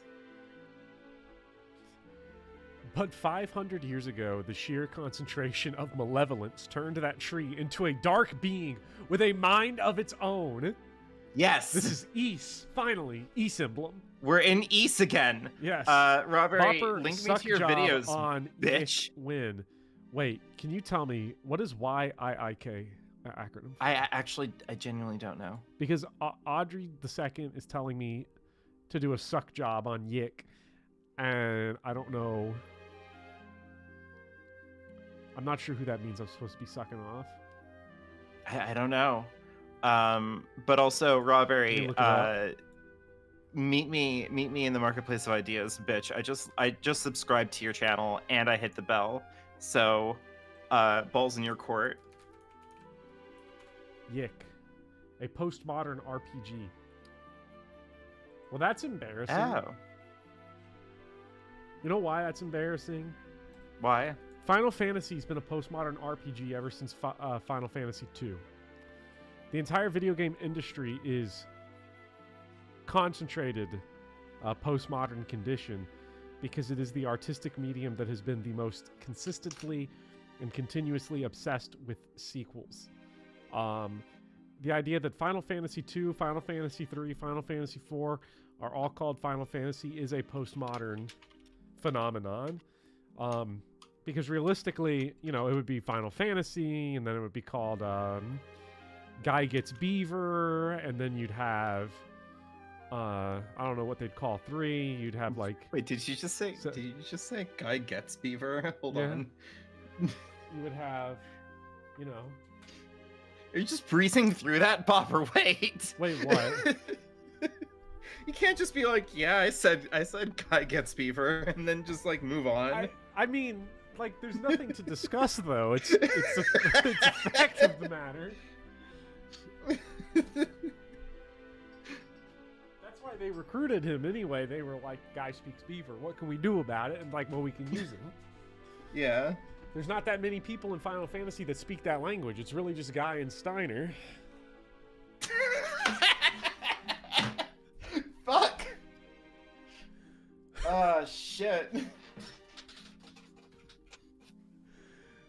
Dorgon and the others fought hard. Finally, they were able to seal the warlock with the crystals. This fucking Paul Nerf here has got some crazy lines. However, somehow he escaped. Somehow he escaped. Somehow X-Death returned. Somehow X-Death is back. Aren't we feeling self-important? Holy shit. Taking all the blame? Had I meant it was your fault, I would have said that. Oh shit, no. No, Guido's one of those people that talks about how bad they have it because he's fishing for Bart's sympathy. Seals are meant to be broken. Guido's great. I'm sorry. He's peak.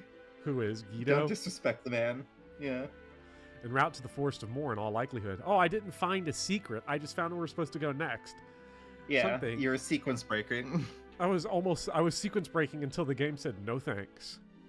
Using No thanks, postmodern bro. wrong in the title immediately is the funniest thing ever. It is very funny when I looked it up to see that. All right, time to check your Twitter and see if you're slandering me publicly on the internet. I'm what was I gonna make a video about? Oh yeah. In the pipeline there is a video on Plumbers Don't Wear Ties. Oh yeah? And about, postmodern video games. Guardian branch. We've got the branch. We have a stick now. Yeah, that's what you needed. Now hurry. Xdeath is already on his way to more. He may even be there already. How the fuck did that video get re-released? I bought the re-release. I'm excited for it to come in for Plumbers Don't Wear Ties. Because I couldn't help the video essay pipeline.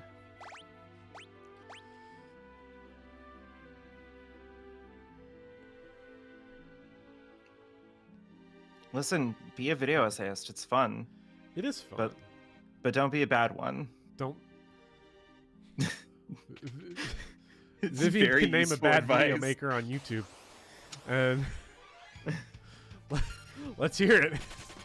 Oh, you want my opinion on what a bad video essayist is? Oh, we've already. I mean, we've already got your. The problem with that is that like, there's only so much you can do before you just have to point out to like the obvious villains on the site. Like, I can have disagreements with what I like about a certain Fire Emblem YouTuber whose name I'm not going to repeat for fear that it's going to cause Can you repeat it into this microphone? Can somebody get their phone out? I want to catch this in 4K. But like, if you're asking me genuinely what I think, like who I think the worst like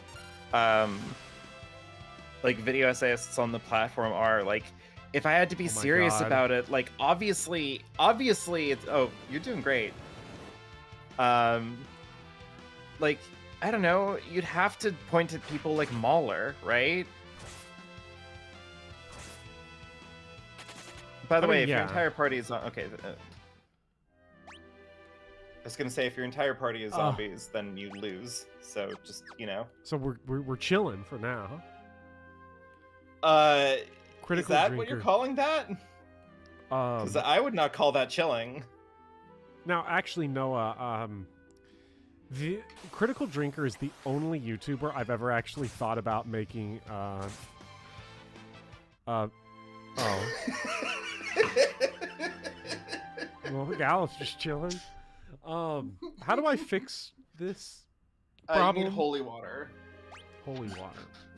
I have 6 of those.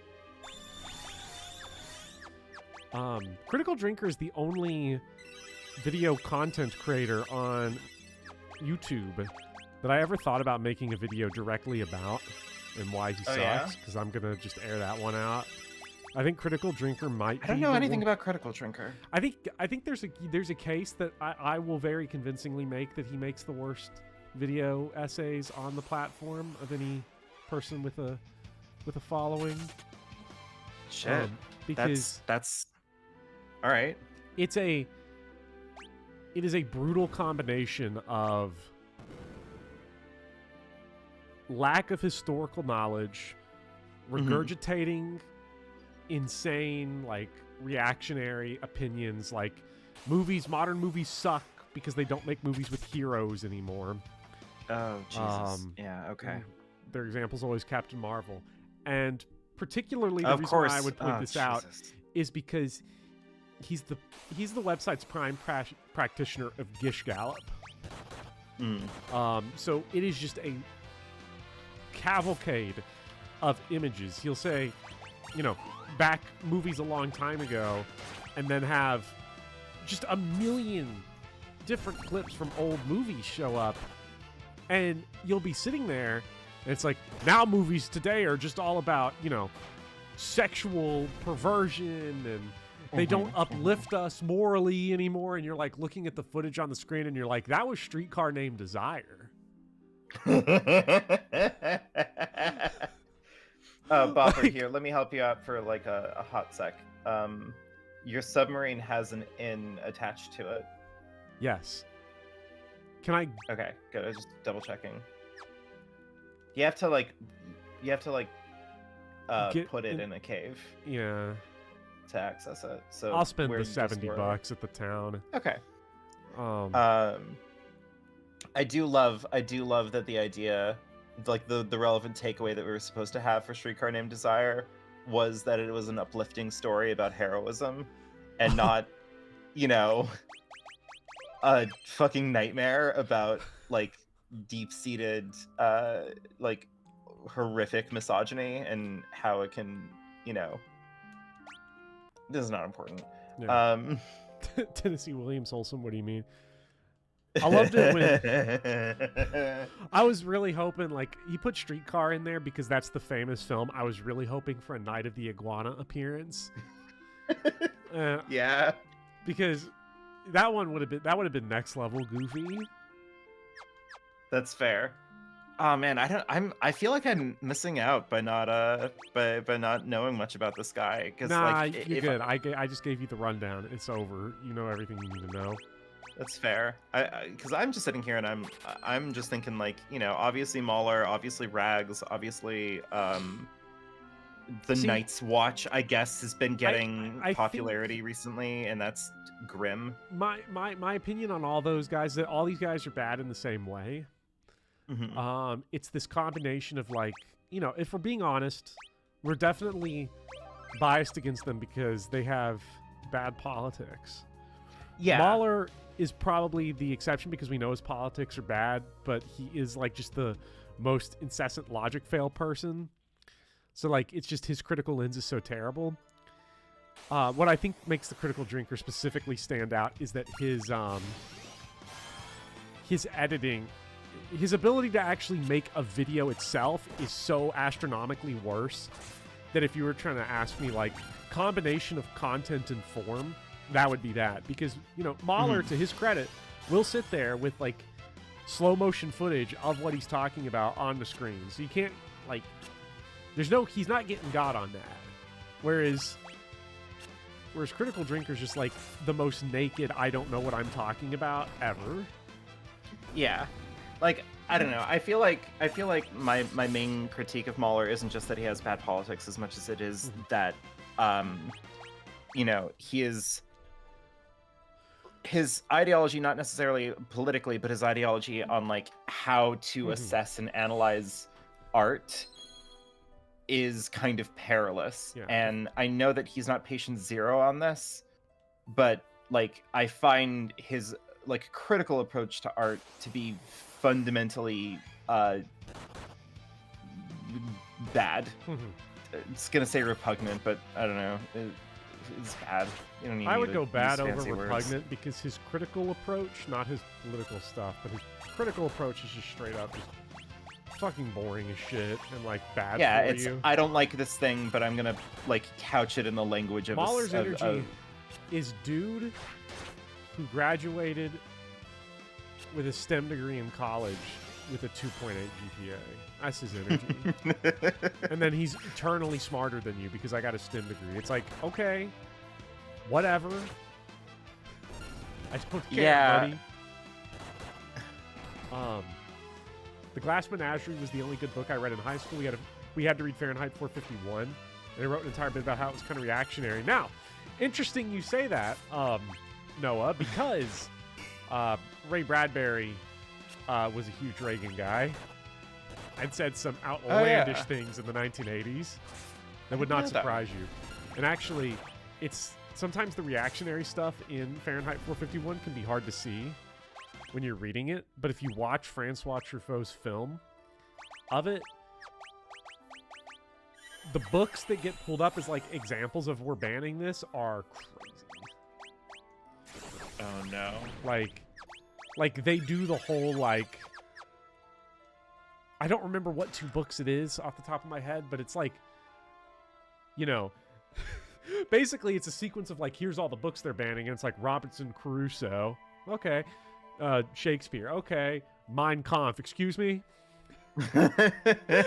Uh-oh. Can you run that last one by me again? You said you were reading Shakespeare and what? Yeah, I'm assuming Ray Bradbury is not reading Mein Kampf, but like shaking his head really like obviously in public on the bus, so that way they know that they don't agree with He's him. not saying like, "Wow, we shouldn't ban this because people need to see just how bad the idea is." It's tragic that it was banned. God. Dude had a couple of tests graded on a curve and lost himself to power.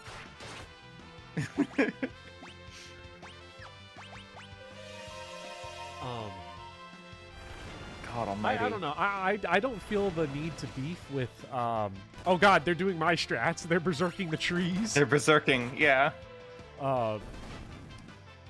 Nice. Watch out, Bopper. Uh-oh. I guess it was fuck. The crits are crazy. I feel like enemies in this game are critting all the time. This game creeps up on you. Yeah. Playing Final Fantasy 13 did not help because they auto-heal you after everything. Yeah. And then like 12, playing 12 where you can kind of... It's not free, but you can automate it. Mm-hmm. Also, healing is so expensive in this game. Yeah, they don't give you a lot of MP, and things just cost an arm and a leg. It's pretty rough. Maybe I should go into a class that's just going to give me a lot of MP. Yeah, you might need a white mage, is what I'm hearing. Yeah. Can Bart sing out of Bard yet? You know, I think he might be able to.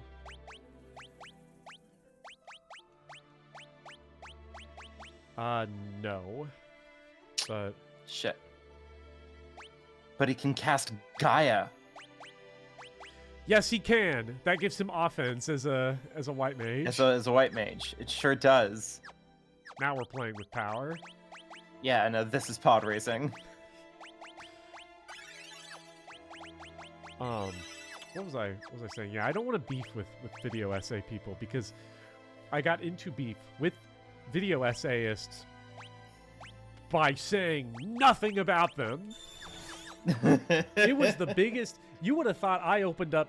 You would have thought I started Tattle on Yourself Fest 2023 with the reaction to me saying I hate videos that are just plot summary. Immediately, every white dude with a Yeti came out of the woodwork and was like, "Actually." Yeah, my brother is still hung up on that. Like, it's wild. People are not ready to have that conversation.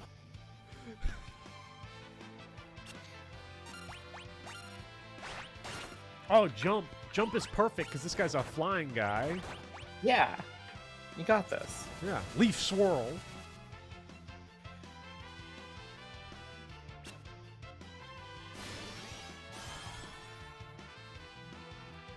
It was great because when I was like, who have I angered?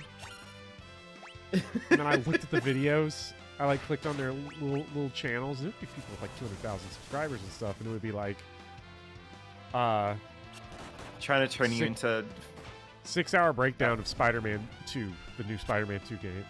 Okay. Spider-Man 2 retrospective. Dog, we don't need a retrospective of a game that came out last week. That's 6 hours long. I'm sorry. I clicked on like random parts of these videos too. I'm still irritated about the Final Fantasy VII video that this whole experience caused me to watch that was 3 hours long, and the first hour was plot summary unrelated from the main. Wait, did you watch all of it?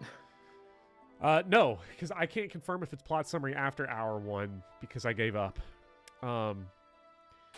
The video had a very interesting claim. It's a shame that the claim was not developed. Yeah. You should have beef with H Bomber Guy just to see what happens. You see, Bart is the perfect confused candidate. He's just healing my guys. He's gonna heal. Oh, yes. That's beautiful. Oh, that's good. Oh, that's elite. Also, I'm gonna have beef with H Bomber Guy. I think in my Undertale video. So, look forward to that. The problem is that people saw that H Bomber Guy makes long videos, and they were like, "Yeah, but you know, the long videos." And I was like, Yeah, but that's like different. He makes good videos. You gotta understand the difference. Yeah, you're allowed to make long video essays if they're good, is the thing. Also, like the Tommy Tallarico video that he did. Mm-hmm. That's like actually like a video essay. It's great. I love that video, actually. It starts with an extensive plot summary of Roblox. It does. I thought that was crazy. Well, I really hate how they're osmosed away all of my white mage healing. This is awful. I love how you had your solution of like, maybe I'll just make a white mage that'll have a whole bunch of MP and go from there. And then they're like, no, actually, fucking suffer. I don't know. I like H-bomb stuff. I do too. I do have small beef with the Undertale video that he made like 17,000 years ago. So it's gonna be the limpest beef on Earth. I love H-bomber guy, dude. I saw a 5-hour-long video on the game Oblivion on my recommended and got very sad. Oh, listen, I'm very serious when I say that you're allowed to do a very long video essay, but they just have to be good. Like, Tim Rogers is allowed to do it because he knows how to make them good. Tim Rogers definitely has a bad case of what I'm criticizing about video essays, and he does it maybe more extreme than a lot of the people I'm criticizing, but Tim Rogers is allowed to do it because he can write a sentence that is weird and strange. Yeah. Which doesn't seem like much, but the fact that he can write a ridiculously stupid sentence like, what does he say? It's like Final Fantasy 12, which he described as only the third Final Fantasy with 2 eyes in its title. And its number it's like most people don't do that. They can't do that. They don't do anything like that. It's dumb. It's just straight dumb. The time in his, I think it's like his The Last of Us video where he just spends like a crisp 20 minutes just like talking about games that he's owned at some point in his life. It's just great.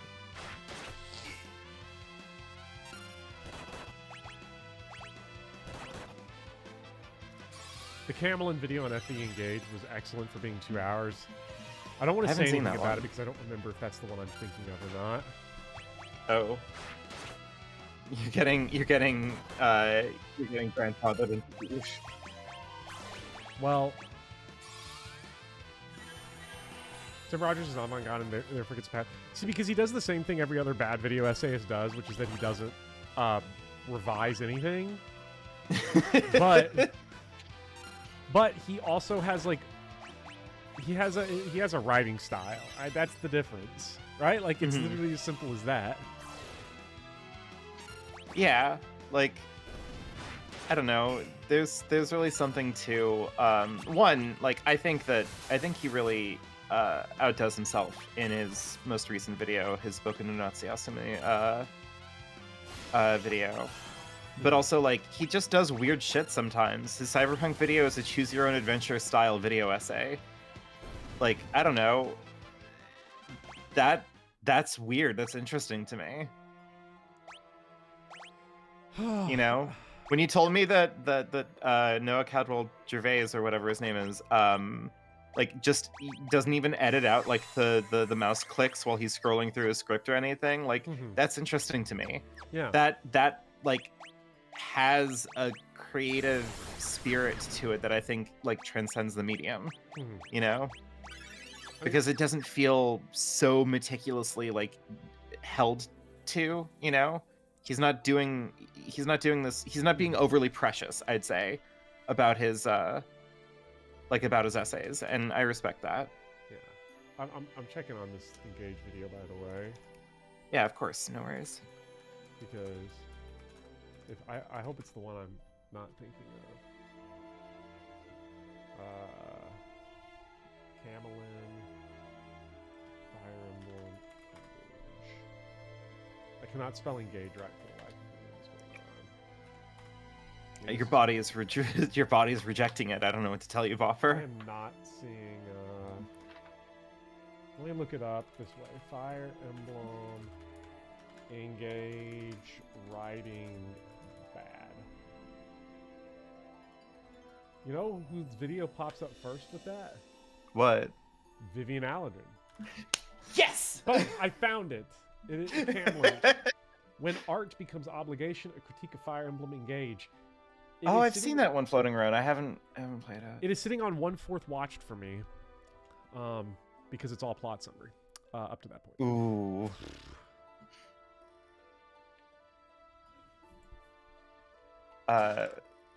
I feel very accomplished all of a sudden. Jesus Christ, woman. Jesus Christ, woman. Hey, my Engage video, I believe, is like, what is it? My 3rd most viewed YouTube video at this point? Yeah. I think so. That sounds about right. Why not?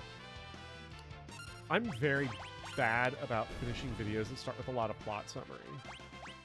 Because I can't do it. I really can't. I try. But I'm like, ugh. Because with Noah Gervais, Anton says he's really bad at ignoring hate comments. Noah Gervais is terrible at ignoring hate comments. Like, his Twitter is basically him just not having a good time. Yeah, I mean, don't get me wrong. Twitter is basically a living, breathing hate comment, like, factory at this point.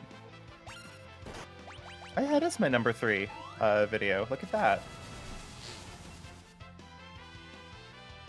I'm glad that no one talks to me about my ContraPoints video anymore. That's good.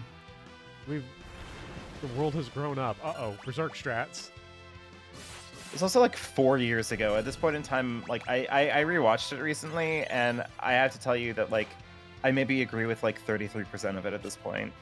Like, I think it was good for the time that it came out, but like at this point in time, I am so deeply unconcerned with like internet drama.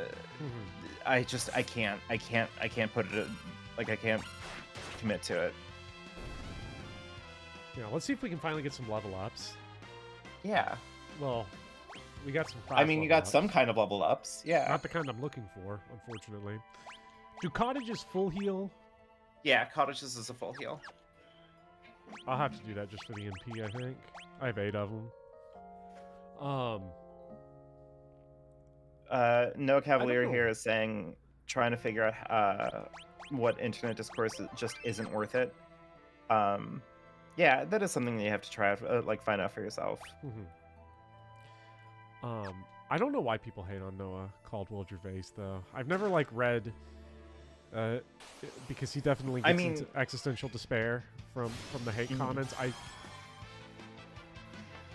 A part of me is like, it's got to be more interesting, right, than just they dislike the fact that he has an opinion on a game.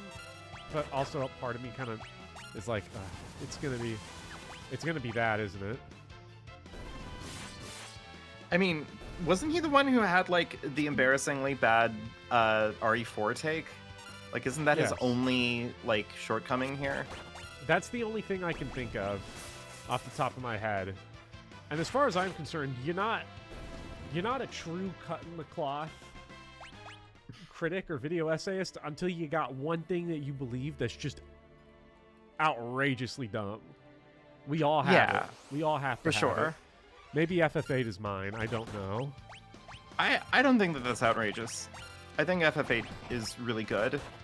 I know that my like performative disliking of Final Fantasy IV is probably the thing that everybody should at least be upset at me about. I'm worried that it's going to end up that like people are just going to assume that that I'm a Persona 4 hater, but I'm just right about that. I'm sorry. Time will prove you correct on that one. Yeah, like I'm just correct about Persona 4 on that one. I don't know. Multi-Lalo 12 is still on this FE8. Liking is outrageous. What's the over-under? We'll never know, but what's the over-under on the last time Multi-Lalo played FF8? Like, what year? Oh shit, I don't know. Like what? Like early 2000s? I would be curious to know. All right, finally, Ferris level up. Is it true that we Oh, it was 2011. I was wrong. I'm sorry. Yes. 12 years ago. That's an eternity. I mean, Don't I play haven't it again. listened. Don't play it again until after my video comes out on the whole series. Obviously. Obviously. Because I'm going to give everyone a critical appreciation of Final Fantasy that they won't be able to get anywhere else. Because I'm going to tell you about how it was fighting Fantasy 8. Thank you, Noah Cavalier. Please make it you. hurt. But yeah, please do, Bopper. Uh-oh. What was that? Boppers is probably his Castlevania 4 opinion. Maybe? I don't know. I mean, didn't you get a whole bunch of, like, chuds just furious at you because you talked about Spec Ops: The Line once? Yeah, but I didn't have, like, I didn't have anything outrageous to say for most people. Yeah, I mean... Chuds were mad at me, and people were mad at me for saying, like, hey, there might be certain contexts.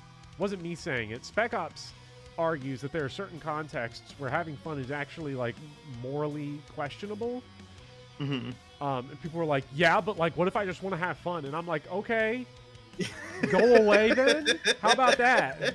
Buddy? Don't play Spec Ops: The Line. I don't play know the what game. to tell you. I was trying to have fun with the game where you murder civilians with white phosphorus. I was trying to have fun with the game where the entire second half was an extended PTSD nightmare of an Iraq war vet that kills himself. Yeah, fun. It's so much fun, guys. I'm having a blast. I'm just trying to have a little bit of escapist entertainment. Yeah, Unreal. I don't know what to tell. Some of these fucking people, I swear to God, people do not think before words come out their mouth. Like, I mean, I was gonna say, like, and please don't take this in like a bad way or anything.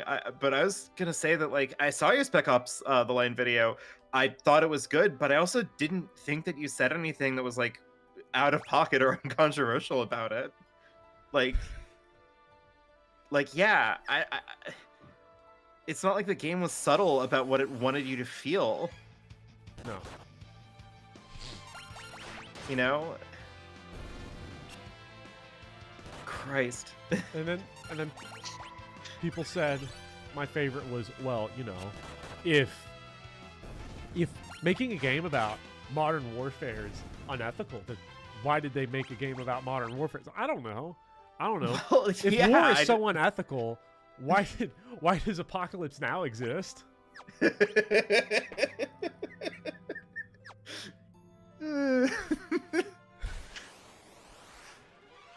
I got heated for no reason there for just now.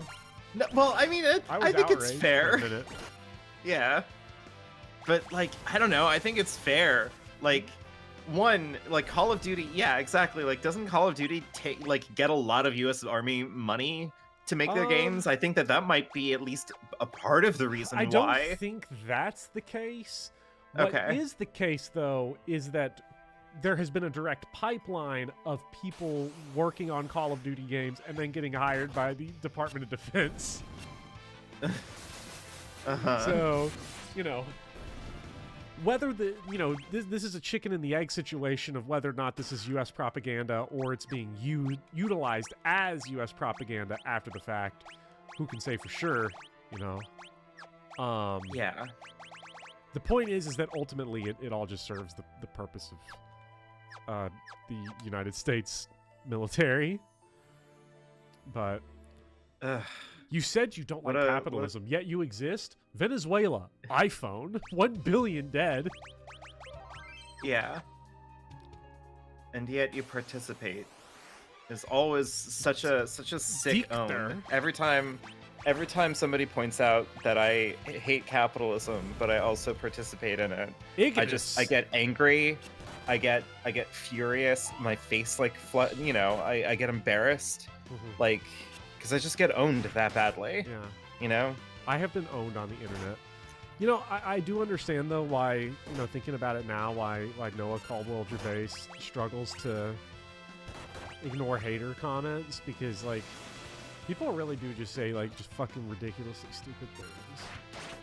Yeah. Like there is a certain curse. The curse of the public platform is that it democratizes who has access to distribution of their art.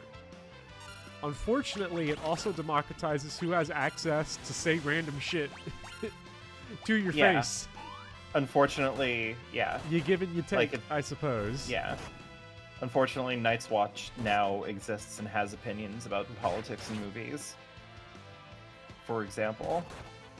Yeah, Galuf is retired from boning males. I mean, like, he's not done. He's just, you know... He's on a bonecation. Yeah. He's on a... he's on a tolerance break from boning men.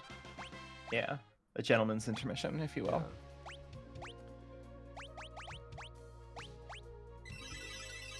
Need to watch my Castlevania videos. You didn't say Julius was a punk or anything, right? No, I have said nothing negative about Castlevania, and I still get haters on those videos.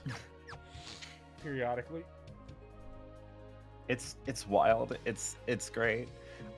Listen, I know that this is maybe not the proper... I just want to say, my Castlevania 1 video is nothing but unadulating praise for Castlevania 1, and I still got haters on it. Jesus.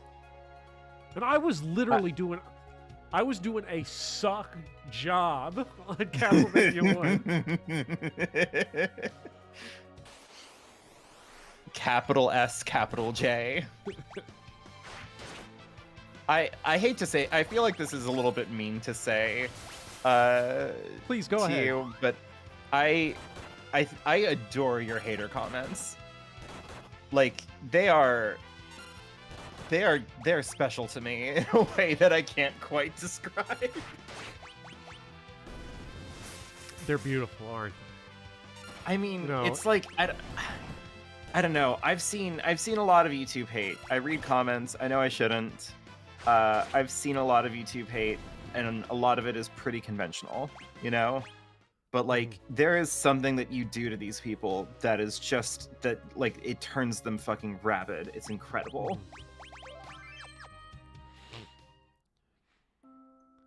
I've seen all the dudes in the Castlevania 3 comments talking about how they beat the game blindfolded with their hands tied behind their back when they were 2 years old. So it's pretty easily, actually. Oh, yeah, no, the Castlevania 3 videos got some pretty crazy haters. And it's all from people saying, I cannot believe you said this game is hard. I beat it when I was 8. I'm like, dude, you're 40 now. And that's your comment? That's your takeaway? This game is for babies.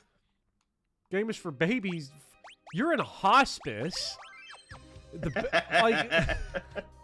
The best you got is I beat this game when I was 8. Someone said something really funny recently in that video. Let me actually pull up the comment tabs. I remember there was someone sometime that was like trying to get all judgy. Like, you read comments on old videos? Why do you do that? Well, it's like, okay, Mr. Man. What happens is that YouTube just feeds you all of your comments in linear order of when you've received them. It doesn't just stop notifying you if it's on an old video. It's like you have no choice. So like I'll be reading like all the comments on like the Blue Curtain video, and then there'll just be a random 50-year-old in the Castlevania 3 comments in the middle of it calling me a slur and saying I'm bad at video games. Jesus.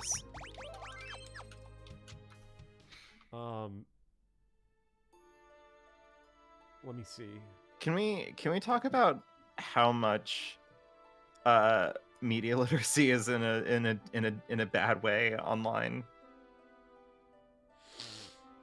Oh my god, Lord Pent actually is the top comment on the Castlevania 3 video, and it is still getting replies to this day. No, we're on Castlevania 3 and people are fucking talking about Mangs 19 hours ago in the comments section of my video. What is happening? What? Why Mangs in Castlevania? I'm not reading that shit. Like, one, like, why Mangs anymore? Like, fucking, here's one of my ignore him, favorites. Jesus. Someone recently said on the Castlevania 3 video, completely out of pocket, Fire Emblem Gaiden is amazing, you shit taste pleb. I did see that one. That's such a good one. I don't know what that means. I didn't say anything about that game. What the fuck do you mean unhinged, you idiot Zoomer? Hey, Buffer, how does it feel to be a Zoomer? I swear I am not trying to sound like a dick, but I just cannot believe how bad you kids are today at video games. I was 13 years old when I got Castlevania 3 for Christmas. 13! Exclamation point. Wait, did he repeat it twice? This was, yes, this was the much more difficult North American version too.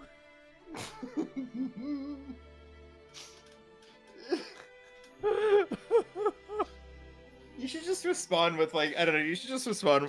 You shouldn't respond, but, like, if you're gonna make a bad decision and respond, you should have just said, like, there are easier ways to flirt with me, man. Like, come on.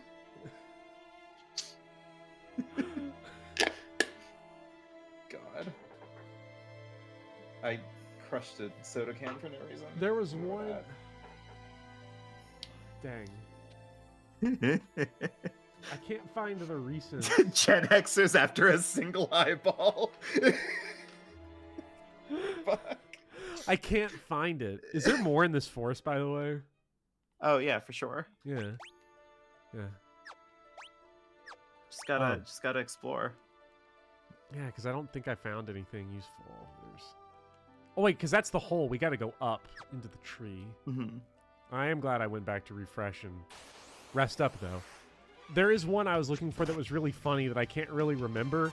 I did respond to it, and unfortunately, it looks like that person deleted it. That happens sometimes. That's a shame. That will happen periodically, where I will respond to a hate comment with my own outrageous thing, and then the person will just delete it.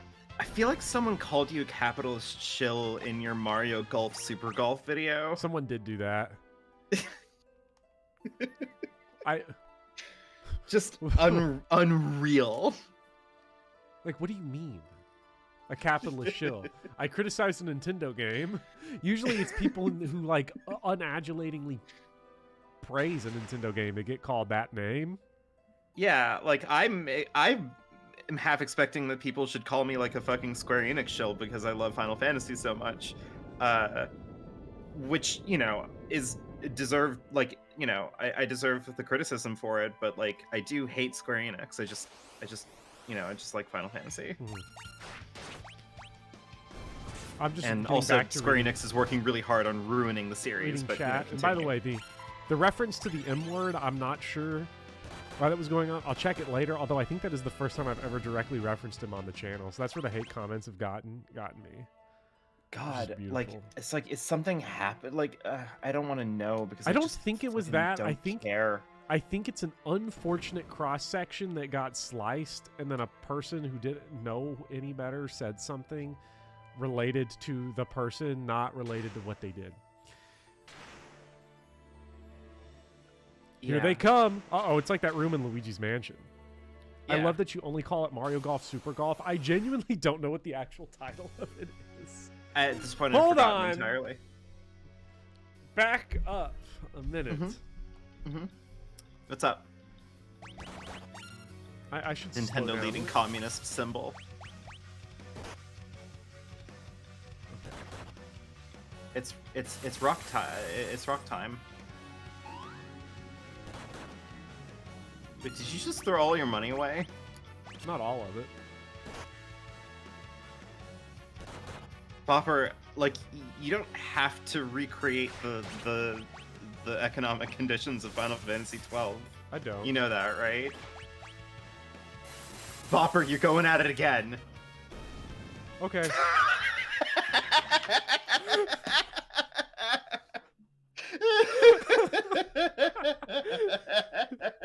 Everyone in the chat was just like hyping this boss up. I don't know what that boss's gimmick is. I just paid the problem away.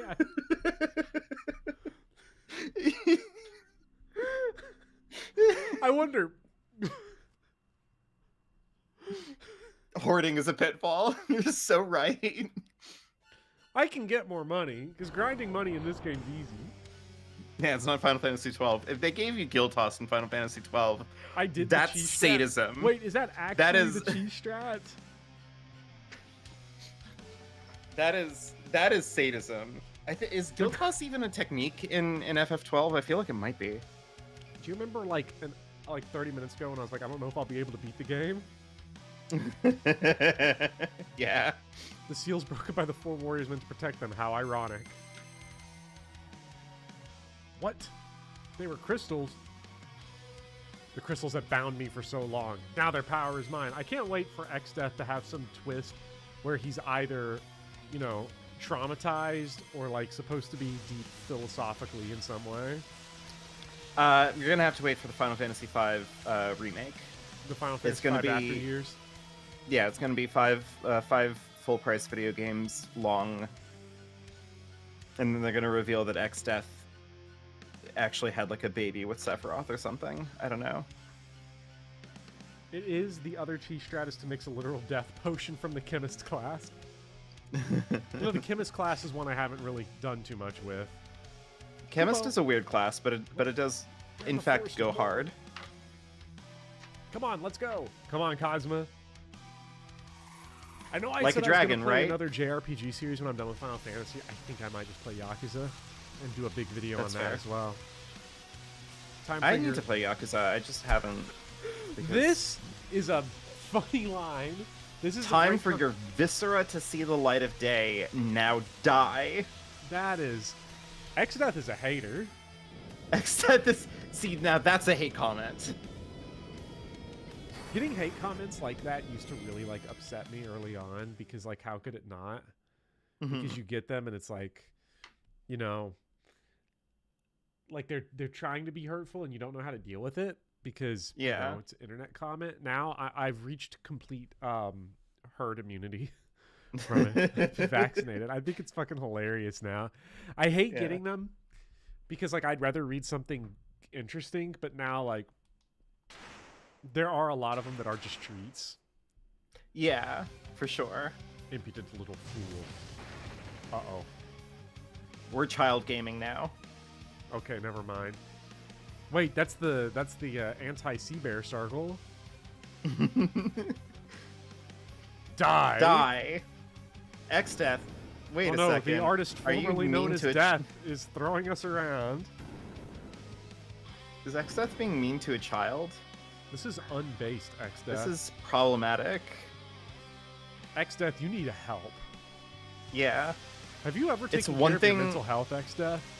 It's one thing that you're trying to end the world or whatever, but like child abuse? Oh shit. Old man Galuf, powered up from all of his male boning, is just walking right into this Kamehameha, just eating it in one. So certain you want to keep moving, Galuf? Try to dispel the power and your precious crystals will shatter. He's got that dog in him. He's got that dog in him. Do we lose jobs now? Yeah, we just lost a whole bunch of jobs. Yeah. He's male-boned too hard. Uh-oh. Oh my god! Berserk Galuf is here! Firaga. Oh. He just ate it! He just ate it! He doesn't give a fuck! Guy's a maniac!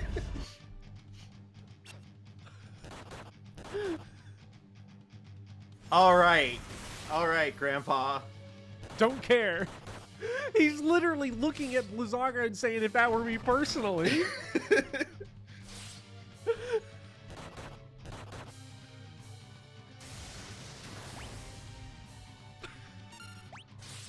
Oh my god, is he trying to set up an HP underflow glitch? Yeah, he is. Local man too angry to die. Take this. If that were me personally, though. Yeah, I can't believe he countered with a 420 a damage roll. Come on. Galuf, he's tough. There's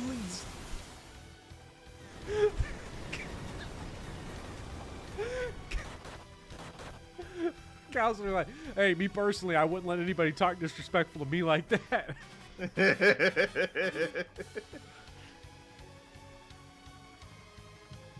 Even if it means I have to take you to the afterlife myself. Oh my god. Cal is He's going ice cold. so hard right now. All the anger in existence would not be enough to defeat me. When does X-Death switch into like a whiny talk-to-me voice?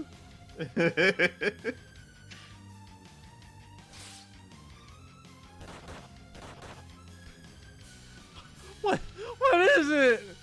It's that dog in me. My god. He literally did the dog in me StatCast meme. Yeah.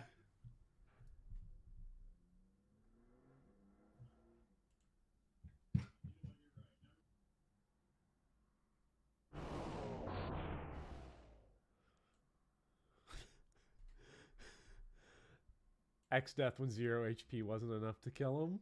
Yeah.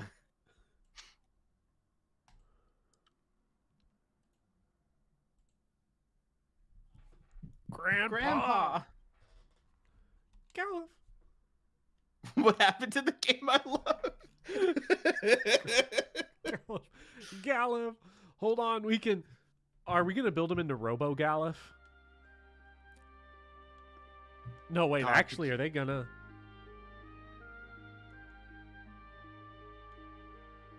I mean, like, if he's actually going out...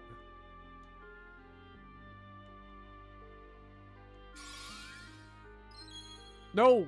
No, Bartz, we didn't buy Curaga. We bought Berserk. It's not gonna work. Actually, you did buy Curaga. Oh, we did. Yeah. I like to imagine that the rest of the party was doing the Walter White meme in the back, screaming cast Berserk on him. Please.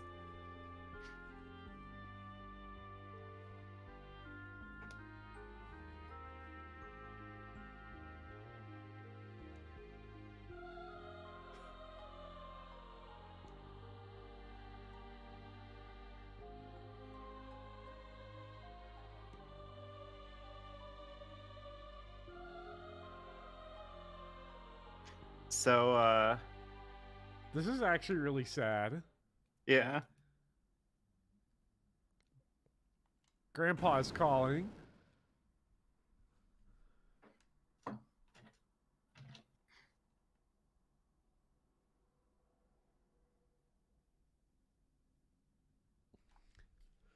He literally just went full telemode on a motherfucker. Mm-hmm.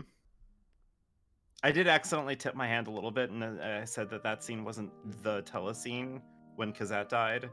And I forgot that you didn't know what was going to happen here, so I'm glad that you didn't notice. Yeah, I did not catch on. I mean, the Guardian Tree, which has protected the crystals for 1,000 years, is lending me its power to speak to you. I don't have long. I want to give you my strength. Come on, Krill. Don't cry. Stand with Farts and the others. Be strong and fight.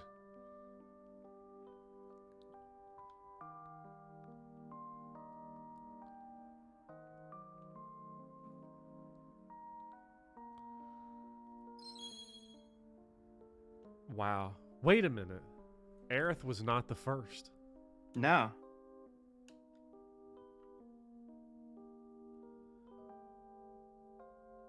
Well, Galuf will be the only when Aerith doesn't die in the remake. Yeah. They're gonna do like, hey, what if the myth of Orpheus, but it worked out this time? Orpheus said, if that were me personally. Not gonna lie, if Aerith like just said if that were me personally and then just stood up and like just fucking like swiped Sephiroth's sword out the way, be wild.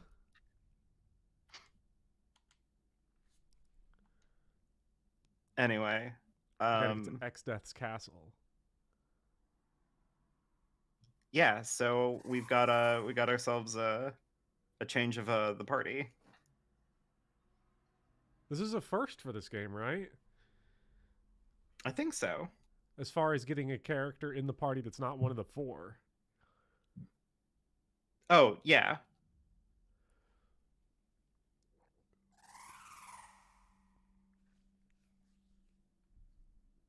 Remember when our giant lizard pulling the ship died? Yeah. That one hurt too.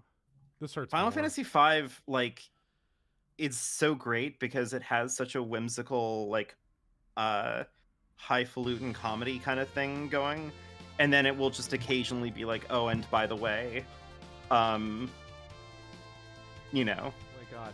So that Krill is now our berserked. Insane. Yes. Yes. Blue Mage Samurai is Yes. this is real Castlevania Rondo of Blood energy right now. Oh yeah. Because Castlevania Rondo of Blood, if you play as Richter Belmont, that's the game's like normal difficulty. If you find the secret hidden little girl character Maria, she clears the game way easier than Richter does. Yeah, also this means, by the way, that all of her jobs now have, like, different outfits. Yeah. And they're all, like, the just slightly too small to fit in them. Yeah. These are so fun. I love the Berserker one right here. Kinda, Yeah. Yeah, she's kind of in, like, a Big Poppy suit. She's in a Big Poppy suit! I've got to put... Krill's going Berserker for Big Poppy Oh, yeah, Yeah. We're Big Poppy gaming! suit. Yeah, finally! Yeah.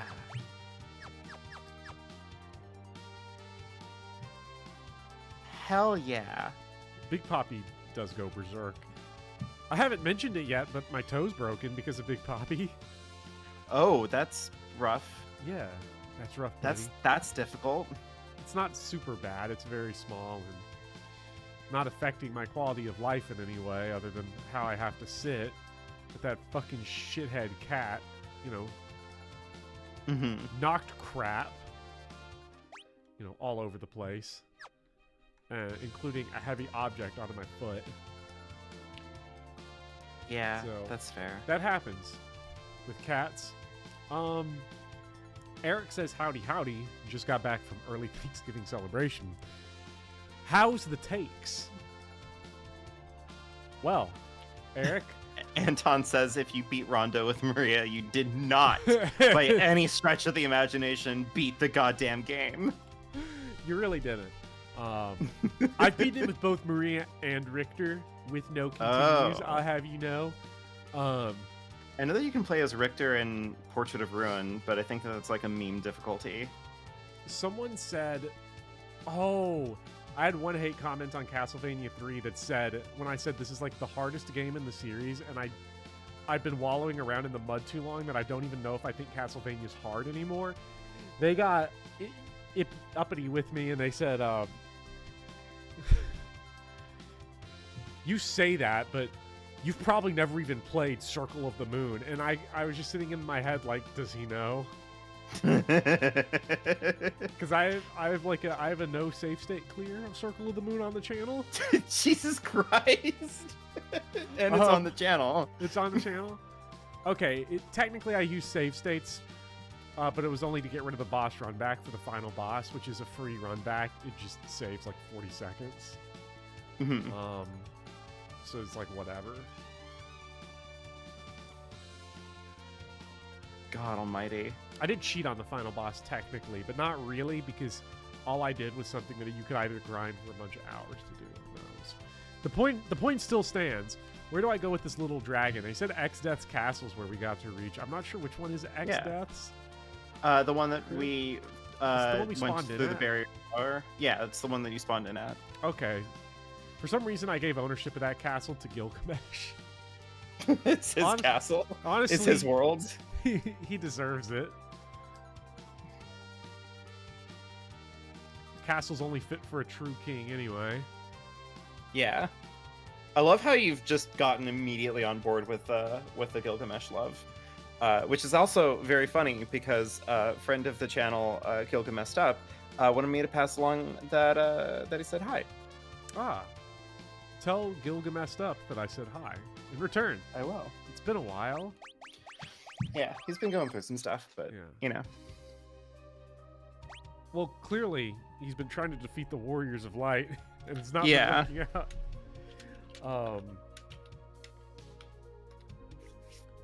I will be right back. I'm going to refill my seltzer.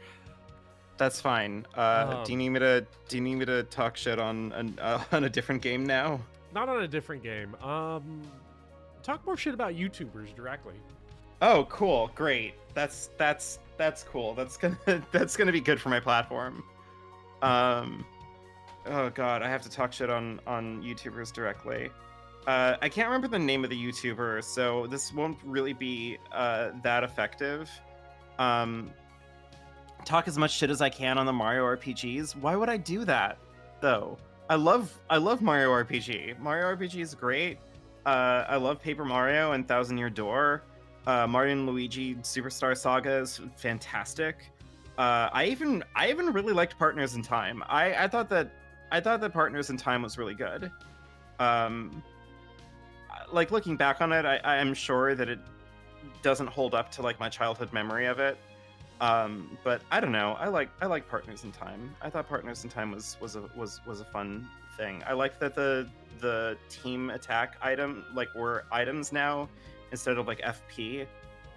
Did I like Paper Jam? I never played Paper Jam. My Paper Mario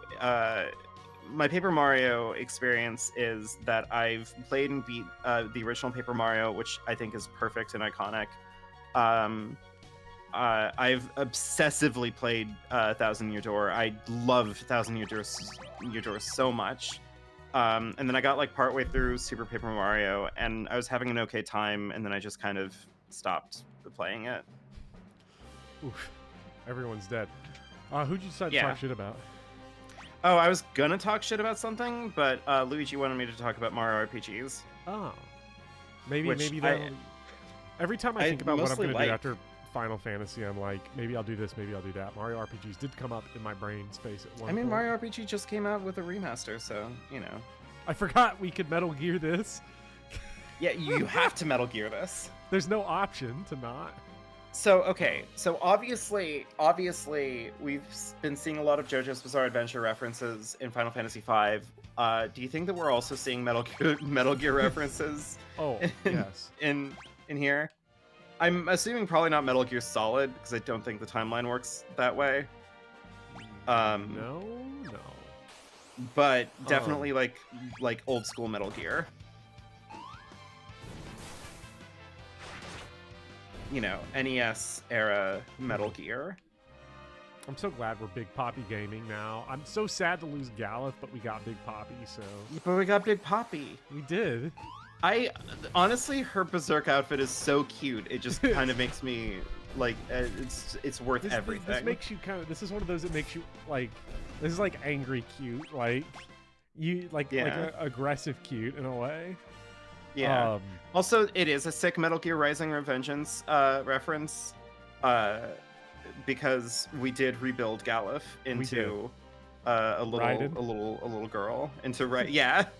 Final Fantasy V 2, actually, the main character is Galuf. He's just a cyborg now.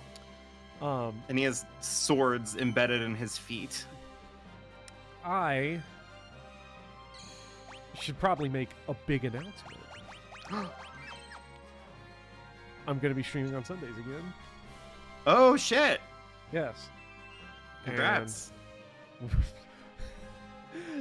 Thanks. It's gonna be I will be streaming next Sunday Hades. Ooh, I do like Hades. Yes. I mean, it's my third favorite Supergiant game, but I do still like it. I do think that it's great.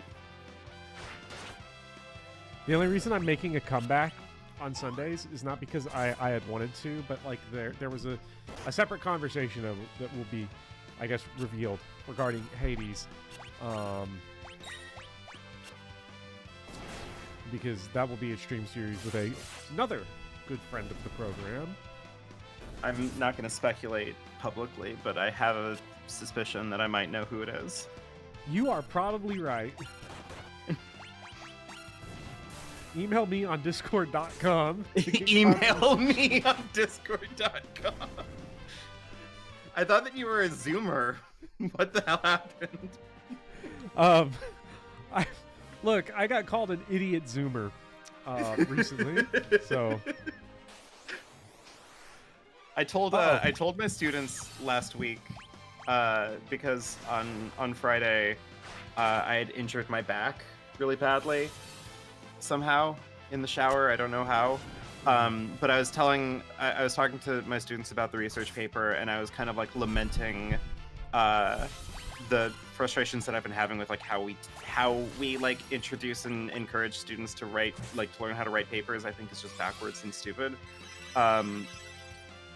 But then I was starting to like get into a tangent about like back in the old days in undergrad, and I paused and I looked at all my students and I was like, listen, if I have to tell you while my back is aching stories about how things were when I was young and in college, I might as well just lie down in a coffin and die. Yeah.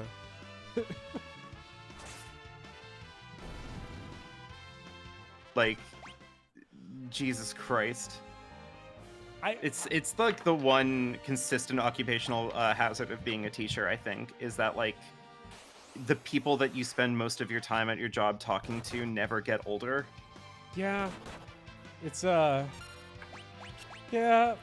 because I was in undergrad recently, and now I have plantar fasciitis and lat pain at work.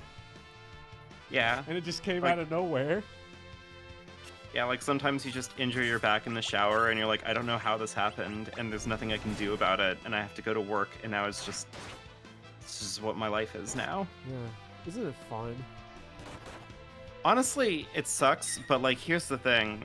I am glad that I'm an adult. Oh, 100%. I would rather like be if an I had adult to be a than kid again, that would be hell. I could not handle that again. Increased chance of becoming a boomer. That's not how this works, okay? I'm sorry. I don't wanna sound like a Republican here or something. But like words mean things, okay? A boomer is a person from a very specific generation. It's not any old person in the world. No, it's an attitude. Boomer is an attitude. Get used to it. Kids these days. It's a status effect, Zoomer. actually, that's good. You fucking idiot Zoomer. Don't they know that 1996 was the last year for millennials? God. I just think that it's funny that, like, the Gen Xers just got completely, like, erased from, like, cultural memory. It's great. They deserved it too, honestly. At least like the boomers. The generation that brought us Radiohead deserves to just be conveniently like left off the table forever. Yeah, they're whack. You talk about a group of people that ain't doing nothing interesting for no one. The boomers at least had the courtesy to destroy the world. That makes them interesting. They might be Kuja, but Kuja's interesting.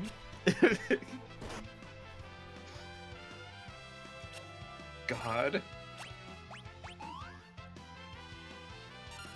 It would be really funny if there was never a Gen X president.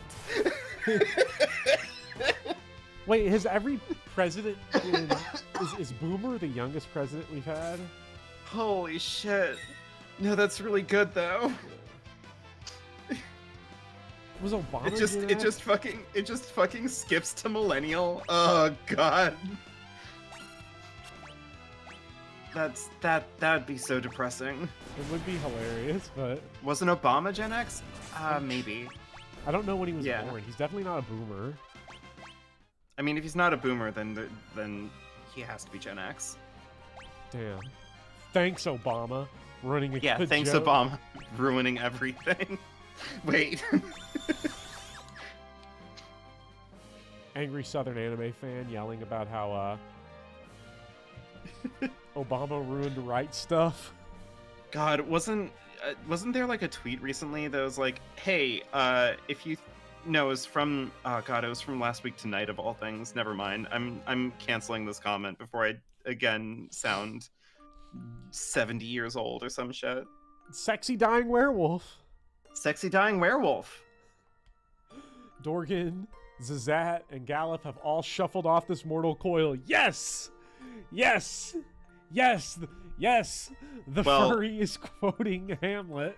Yeah, here's your literary comparison Yes! for this section. Look, if I make the Hamlet comparison in the video because of this line, that makes me no different than like pro Jared just saying Final Fantasy 12 why is would Star you Wars. say that? Oh, I'm sorry. I know I haven't divorced my wife, but pro Jared. I have to tell you, I was very nervous initially when I was like young and getting the idea of like maybe I could make YouTube videos, because I loved Final Fantasy, but I'm like, ugh, but like Pro Jared already did a bunch of Final Fantasy videos. Like, what the fuck am I to make Final Fantasy videos? And now I'm really happy that I've had enough growth, to sit here and be like, oh god, I can't believe like I watched Pro Jared's Final Fantasy videos.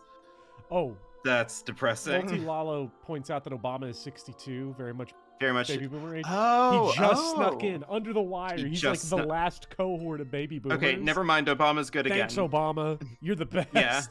Thanks, Obama. Parentheses, genuine. God, is it still too... If only we could still get Bernie Sanders to like push the clock back. We need one last silent generation president. Jesus Christ. Yeah, next 2024. I mean, I guess Biden's running again, right? Ugh. Yeah. That's disappointing. So I was gonna say 2024 obviously is the year for Bernie, but yeah. According to John Boyce's alternative future, Bernie does become president, but it's in 2038. Okay, well, hold on. So I know that John Boyce is like deep in the running for best YouTuber on the platform. Oh, by the way, fucking disgusting. That's like Doom effects. Right? Oh. You have a fucking breathing rib cage. That is literally Doom 2. Yes, John Boyce is I think the best YouTuber of all time. But God, some of the things you say about him are just like uniquely good. About what are uniquely good? About John Boyce? Yes. Like I sent you that one tweet that he did. Right? Well, which tweet was that? I'm looking it up now. This is a good one. God, we talk a lot about Final Fantasy. We have talked way too much about Final. I mean, it's my fault because I'm just like play-by-playing all my playthroughs. No, it's good. I love it every time, but like honestly, it's fantastic. But also, I need to find the stupid tweet. Sometimes on my streams, I just read out tweets or like Tumblr posts and stuff, and that counts as content for some reason. Oh. Dogging him 100, yeah. I went this whole time without Ferris having a shield on for some reason. Let's correct that, please. Alright, there it is. Let's see missile launch code requirements for what they really are. Gatekeeping in its most insidious form. Suppose you'd like to destroy the moon, as most of us would. Do you have a launch code? Oh, you can't afford one? Sorry, you're shut out of the process entirely.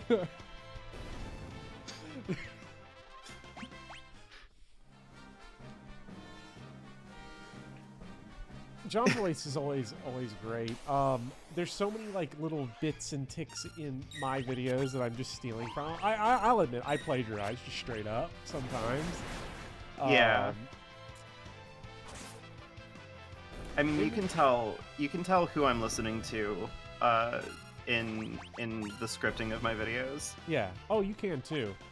That's what actually is going to make the Final Fantasy video really weird because I'm going through like 3 different voices because it's taking so long to make. Yeah. What's the channel? Just look up John Boyce because he used to do it on his own channel. Now everything he does is for Secret Base. I'm trying to think of like a good starting John Boyce video. There's so many to pick from. Yeah, I don't know.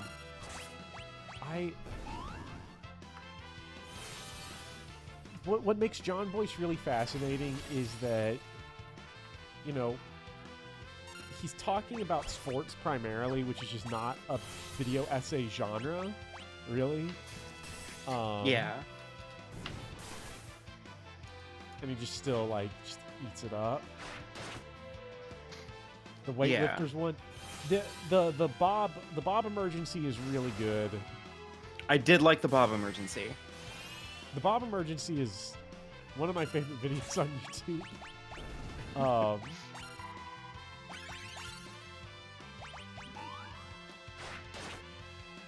His punting video, his video on NFL punting is really, really interesting because a lot of what he talks about in his videos changed the way I play video games, which is weird. Huh. A lot of my attitude that I've taken towards streaming comes from stuff that he has said, like just outlandish stuff that he said that like makes sense. Like his poker video, that's also really good. His World Series of Poker video is great. And he has one thing in it that he says that's if you ignore the odds, they go away.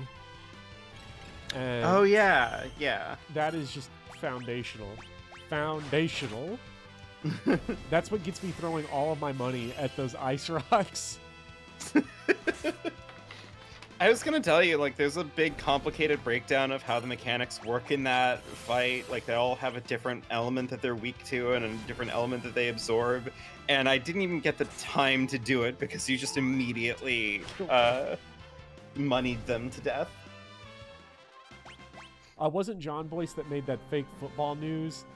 Yes, John Boyce has a short story called 17776 that is speculative science fiction. Wait, did he make that? Yes. Holy shit, okay.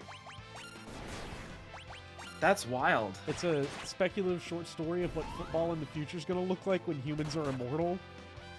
Because we're playing transcontinental football. Jesus. Also, Luigi is so right for this. Fire Emblem 6 would be drastically improved as a game if it hid its hit rates from you.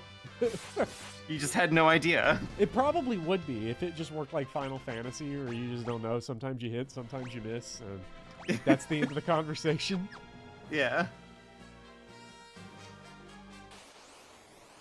God. Oh, adamantine golem, we're gonna die. I just have that shit! feeling. I have to ask, Bopper. Yes. Next month, December. Uh-huh. Would you be willing to work with me on my Spoony One Final Fantasy 13 video?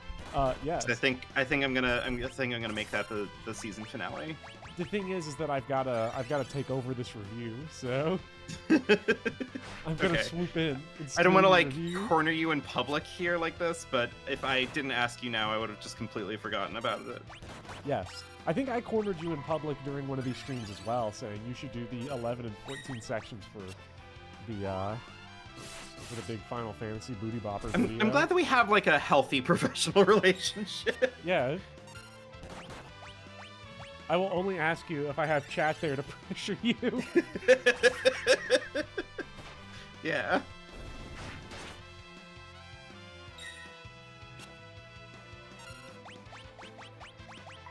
God, okay.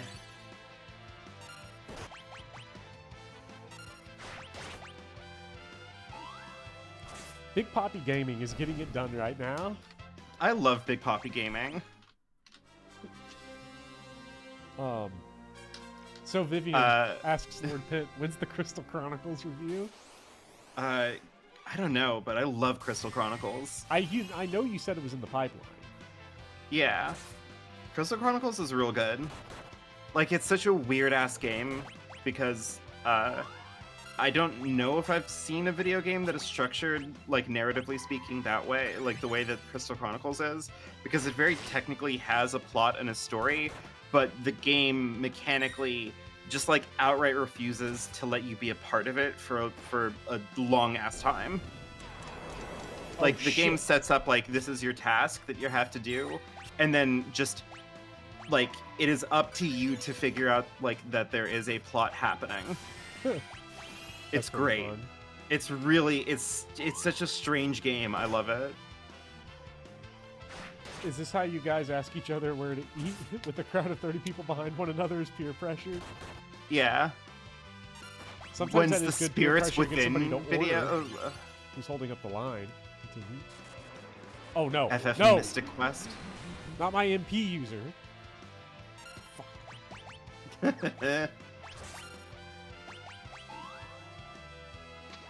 I've never played Mystic Okay, now we're Quest. getting silly. Okay. Kill this person, Luigi says.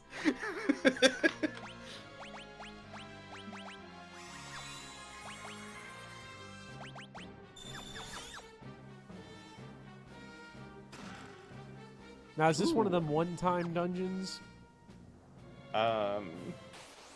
Yeah. Oof. So I missed that big-time treasure chest. I say you should make some stir fries with that for me personally. You know, I'm gonna have leftover stir fry for dinner that I've been meaning to heat up and I just haven't yet.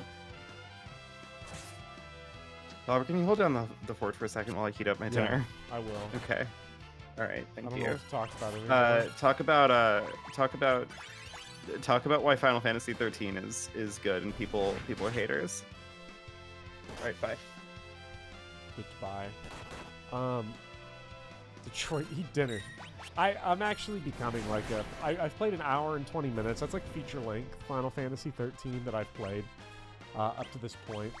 Ooh, Lena mastered equip bows. That's not bad. I could switch over into like another shittier class, like, or go back into Red Mage now with bows and just pluck away with that. That doesn't seem too bad. Now that I've played feature length Final Fantasy 13, I am pretty genuine on the this is a good game, and people are hating to hate. I think there's a surprising amount of these games that I think are people hating to hate. Really like it a whole lot. Now that I can stay in the back row though, we should be plunking it pretty good. Final Fantasy 13 is bad because I've not played it. It's not on consoles I'm currently using. Well, Prophecy 2, what consoles are you using out of curiosity? Oh, shit.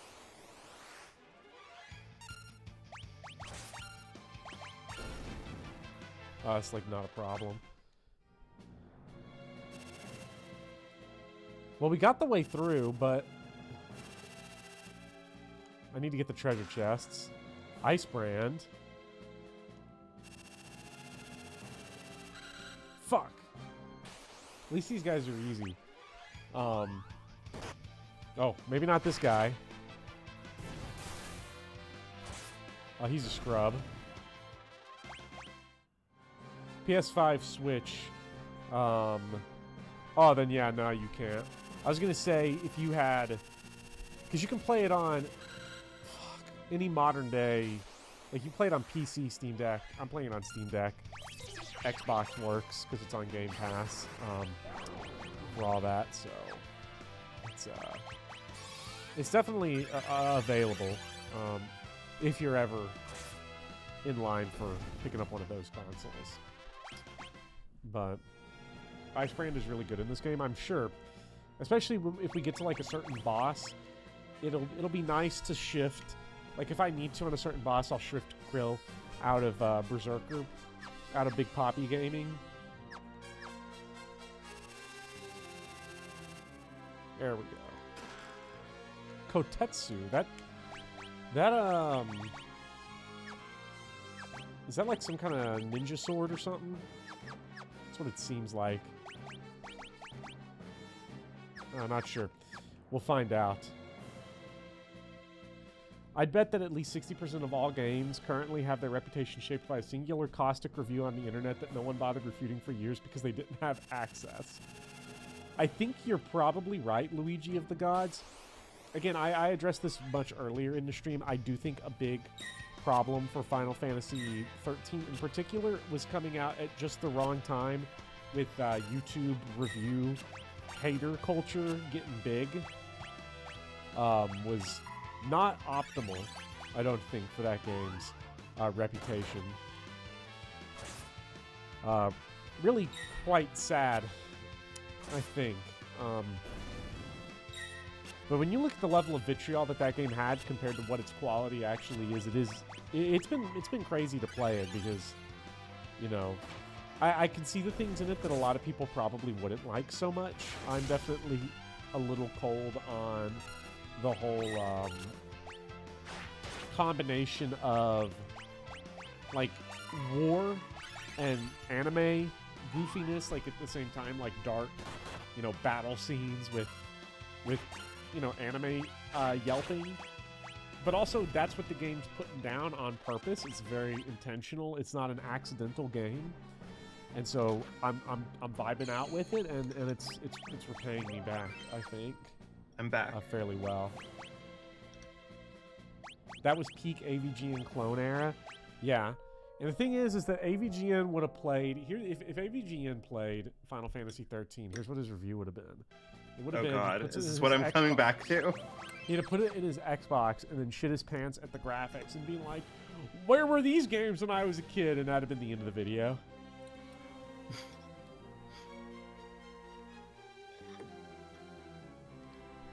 God.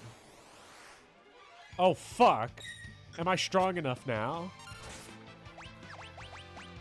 Can I handle one of these guys? I mean, you traded out a cracked Gala for Big Poppy. Yeah.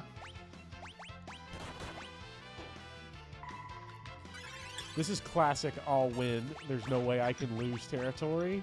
Yeah, you got this. Bows are really inaccurate, wow. Without aim.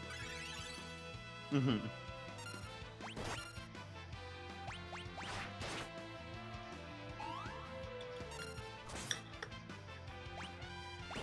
Are you attacking from the front row or the back row? Back row. Hmm. Does that matter for accuracy? I'm not sure. I think it does for Final Fantasy 2, but I don't know about if it does for Final Fantasy 5. Oh, we killed him. Ferris mastered Lance. Not the way that Atmos did. Sick Fire Emblem reference, I guess. Yeah. Weapon Triangle. 400 for the next ADP, so... As much as I love the Dragoon... Wasn't there already an Alan in this game at some point? Maybe? So we have an Alan, we have the skill Lance. I don't know. There's something there.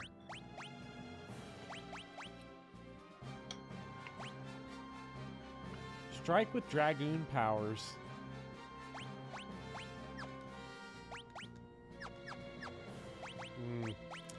Yes, Kamari's Lancet skill. Oh, okay. That might actually be pretty good. Maybe.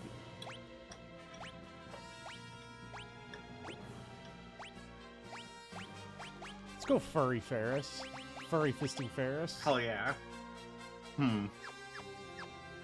I want the animal's skill. You know what? I'll allow it. I'm into it. You're sliding back into random spell effects era. Yeah. With Gaia and animals now. What the fuck was that? What? Also, Blue Dragon, Red Dragon. This is fucked up. I shouldn't have changed. One dragon, two dragon, red dragon. I missed my damage output.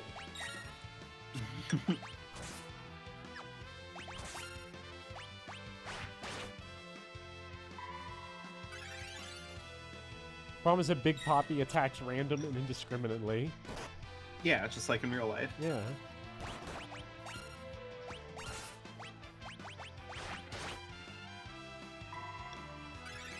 I just love Big Poppy gaming.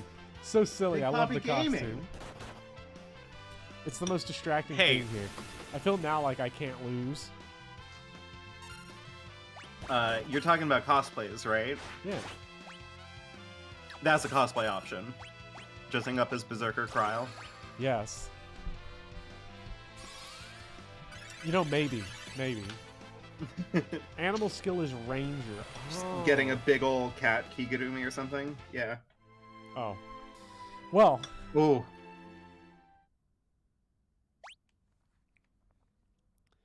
Big time oof right there. I think we'll stick to Dragoon. Look at this woke fantasy with a single male character acting as the submissive and breedable healer. Finally, this is my headcanon Final Fantasy 3 come to life. This is the future the progressives want. Oh shit. It just healed Big Poppy, he just ate it. I like how Kryl has just become Big Poppy. That's it. You try to play with Big Poppy, you get hit with the counter. You try to do a belly scratch hit with the counter. Yeah. Oh shit, no, Bartz, no! Everyone's deceased.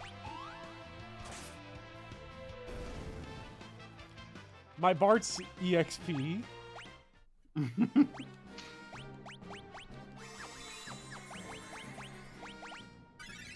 Can't Lena use Raise? Yes. I forgot, because I forgot we were back in Red Mage. With, I was just so used to the Red Mage skill just not letting me use Cura or anything. Yeah.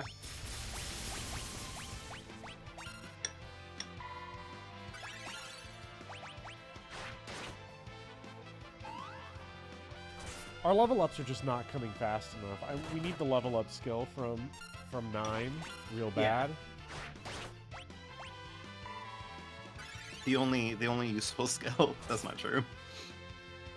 Final Fantasy IX is a game that's like 100% broken by skills. I mean, and like, I don't know, maybe broken's the wrong way to put it because it's definitely supposed to be that way. Like, you're supposed to... I feel like with that game, what you're supposed to do is just get fucking shit on by a boss. You have like a scouting round where you figure out what the boss is doing to you, and then you run back in with all the correct skills equipped and just beat them. Yeah.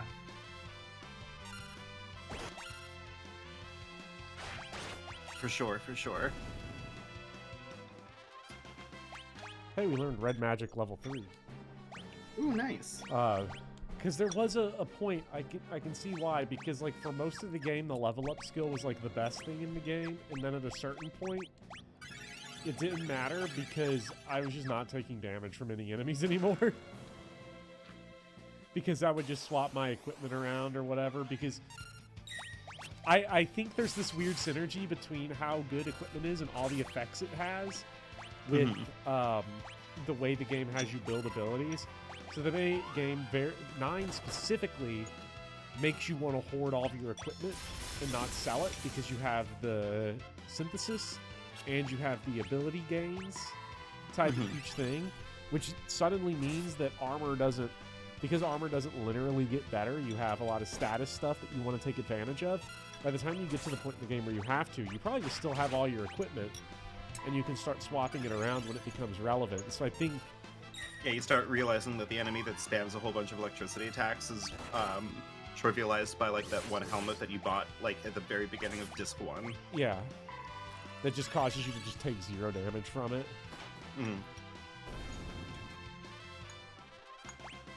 We are destroying these guys now. It's a shame about the EXP. Sounds like you would love SMT 3. People keep telling me SMT rules. I have 3, actually. I have 3 on the Switch. Oh, right. It got remastered recently, didn't it? I only played a few hours of it. No! What's this Final Fantasy 1 crap? It's fine. You have float, right? No.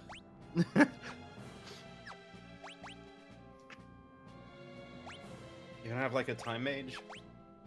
Oh, is it time magic? Ooh, you don't have float. Ah, that sucks. This is a What's throwback. so good about Super Mario Testosterone anyway? Well, that was the thing that Paul Joseph Watson credited as like the reason why the Super Mario Brothers movie did well. So maybe that's what's good about Super Mario Testosterone. I don't know. Wait, is that really what happened? Oh, I mean, so like Paul Joseph Watson was on the camp Mario movie good because it featured like male protagonist hero, right? Okay, congratulations, Paul. I love you. I believe that it was Steven Crowder who was Mario movie bad because Peach is wearing pants. You know, it is true. You know, the Peach is wearing pants. Oh, we have to avoid these counters real bad now. Big Poppy, no! Okay, good. Big Poppy! Again, just like in real life, huh? Yeah. It just keeps happening.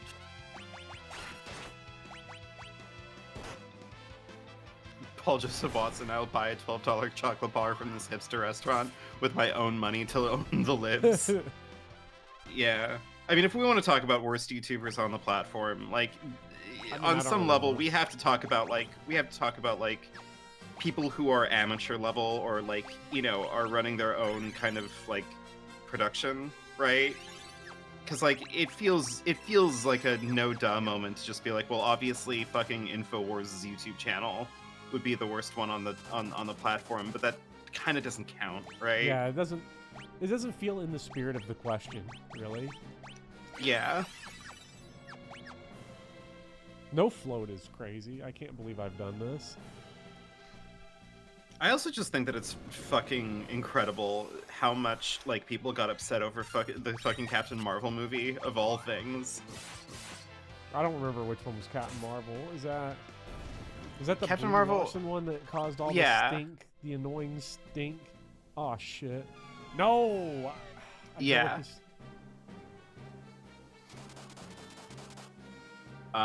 Which I think was really funny because Captain Marvel, one, I literally just can't remember anything about it at this point. Nope.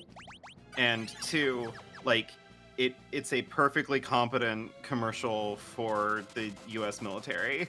Like, I don't know what to tell you. Oh shit! Steven Crowder, who missed the birth of his child because he was busy getting surgery to get bigger pecs, a procedure which later collapsed one of his lungs. Jesus Christ. Legend. Big Poppy, get away! Big Poppy, no! Big Poppy! Big Poppy! No, Big Poppy! Big Poppy, oh! Oh my god! Big Poppy's cooking. No! Oh. Oh! Oh, Get out of there, my Big God. Poppy! Oh my Come god! on, Big Poppy! Oh, no, there! Goodbye, Big God damn Poppy. it. Goodbye. Sleep well, sweet prince. It's woke Call of Duty. Jesus Christ. The XP drain is outrageous for this. Mm-hmm. The HP drain. Well, they want you to have float, Boffer. Why don't you have float? Shit, what they want me to have?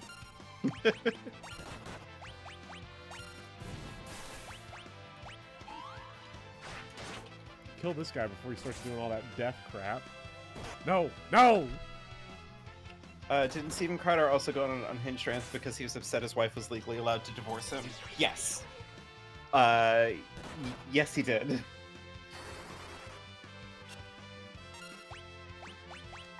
Steven Crowder and unhinged rants go hand in hand. Yeah, you really can't have one without the other on that one. I'm sorry. The healing rod is so great just for getting people out of confusion. Yeah.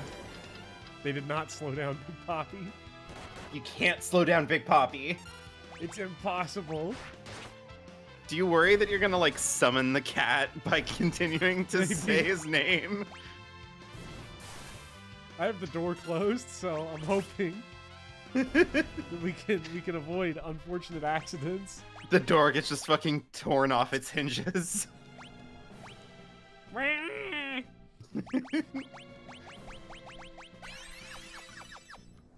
He was being really annoying when I woke up half an hour early this morning so that I could play Final Fantasy 13 before work.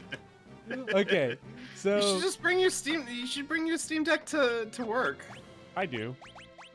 Okay, good. Of course I do.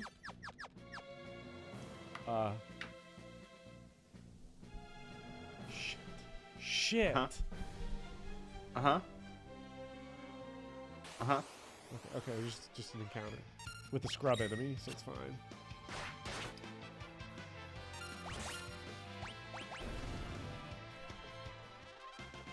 Okay, so if you go up one and walk all the way...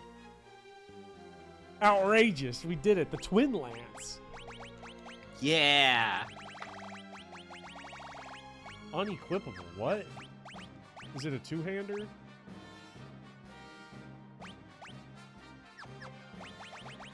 I can't believe the Dragoon can't equip this. Well, take off the shield first and see. Nope. No? Oh, because it's, I think it's like a thief weapon or something weird like that. Oh, it's Freelancer only. It's That's freelancer a only? ninja weapon, says Mad Waltz. Huh. Okay, well, what the fuck do we do now?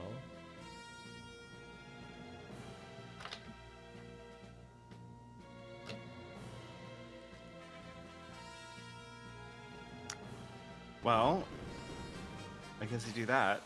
Okay. Hey, I just got the trophy for collecting 50% of treasure chests in the game. That means we're pretty close to the end of the game, considering how many I've just fucking skipped. Yeah. I don't know how close we are to the end. I'm hoping I can finish this dungeon this stream. Oh, that's a save point. We're close. Yeah. I don't know. I feel like there's like a little bit more to this one. Like this is a halfway point? It might be. What level are you usually at the end of this game? Oh, me? Or in general? Just in general. Well, you know what? I'll load up what level I was in my It's a... Oh. in my Well, we're 2/3 FF5. of the way through the chests, and I missed one at the beginning.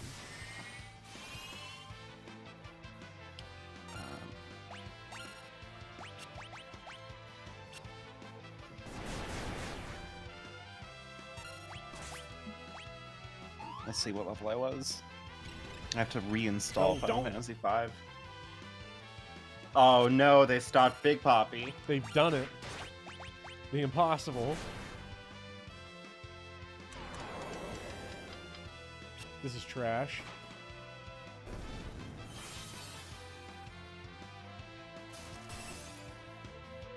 Best part of the whole game right here, says Cal. Is it because we're Big Poppy Gaming? I think so. We kind of have no choice.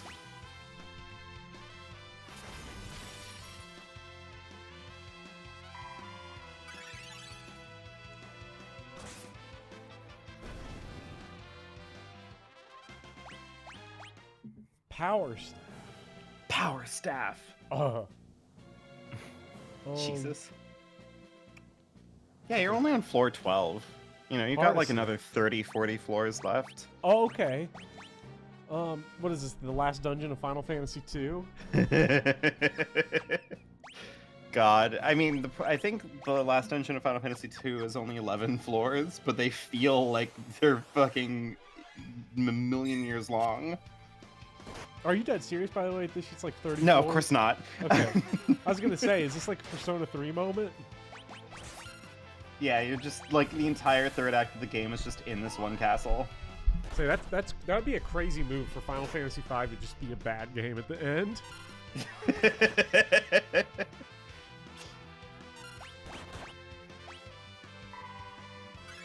God, I love Big Pappy. I'm sorry. I know that he's a little criminal, but like... Oh, he's awful. I hate the little fucker, but... he's a menace. Yeah. Not after what he did to me. I wonder where he is. FF12, 100 floor dungeon with a secret basement. I mean, there's the Zodiac Age has like a pit of 100 trials Final Fantasy 12 variant to it. I know that. Doing Final Fantasy 12 side content, like, I would rather get more teeth pulled. Wow. Which is a shame because the side content is easily how you actually get money in this game. Well, nope. I'm sorry, Balthier. We're not getting money. Not in this run. Uh-oh. Is that Gilgamesh? Okay, so I ended Final Fantasy V at level 40, it seems. Okay. Also, it's game time. Oh, it is. Lilliputian Lyric. Oh my god, another reference to Gulliver's Travels. Oh geez, can't believe it's happening. I cast Mini on him on accident, but it didn't work. Because this is Final Fantasy where status effects don't work on bosses. So the overwhelming majority of spells are just useless. It's a great game. Maybe. Yeah, so I ended it with, let's see here. Yeah, Ferris, Kryl, and Bartz are all level 40. Lena's level 39. Oh, great. What? Oh, you frog? The frog can still cast Gaia. What Look was at the my frog final animation loadout? for Gaia. Oh god, please show me. No, he got No! unfrogged. He got unfrogged! I did a Spellblade Rapid Fire Freelancer Ferris.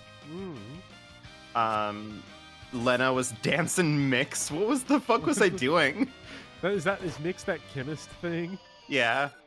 Kryl was let's see here, summon and time magic. That seems fair. And then Bart's ended up being blue magic and black magic. I didn't even have a white mage in my final party. It's probably not super necessary, but I mean, it's because if I'm not mistaken, hold on, let me see.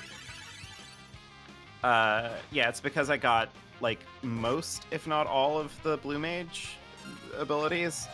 Like I got White Wind. I got Mighty Guard. Those are the only two blue mage spells that you need, like honestly.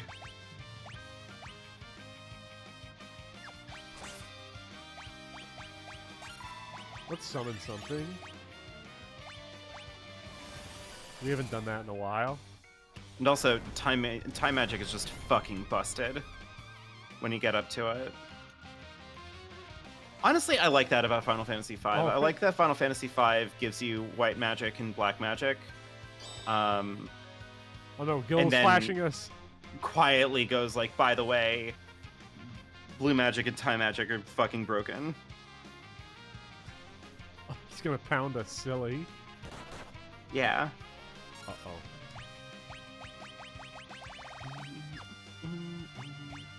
What happened to that spry old fellow? Oh no!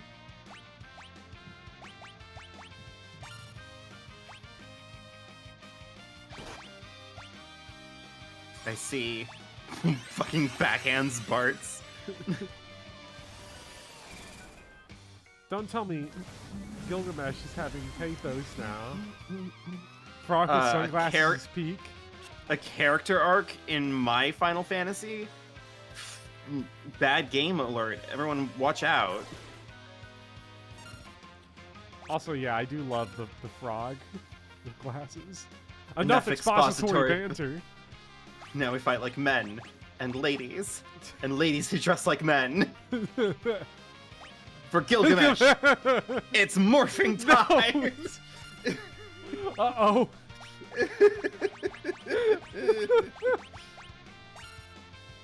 Oh, it's so good.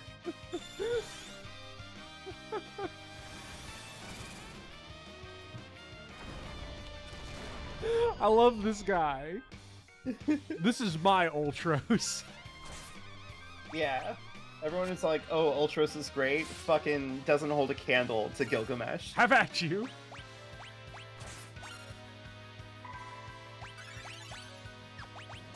Does jump always hit? Can I bypass,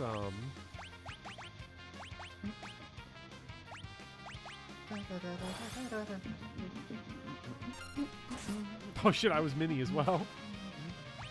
Oh. Right, I forgot about that. This is far from being the strongest. Yeah. I feel so betrayed.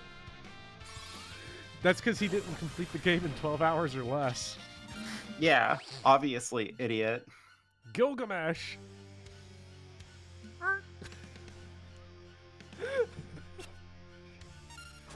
He is peak.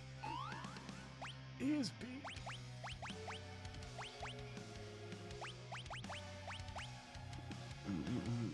Gilgamesh has Urk fever.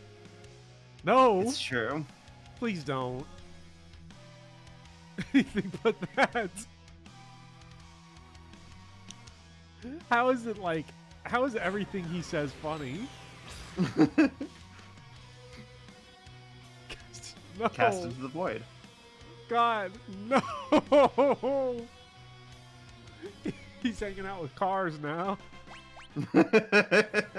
Hey, and you got the Excalibur.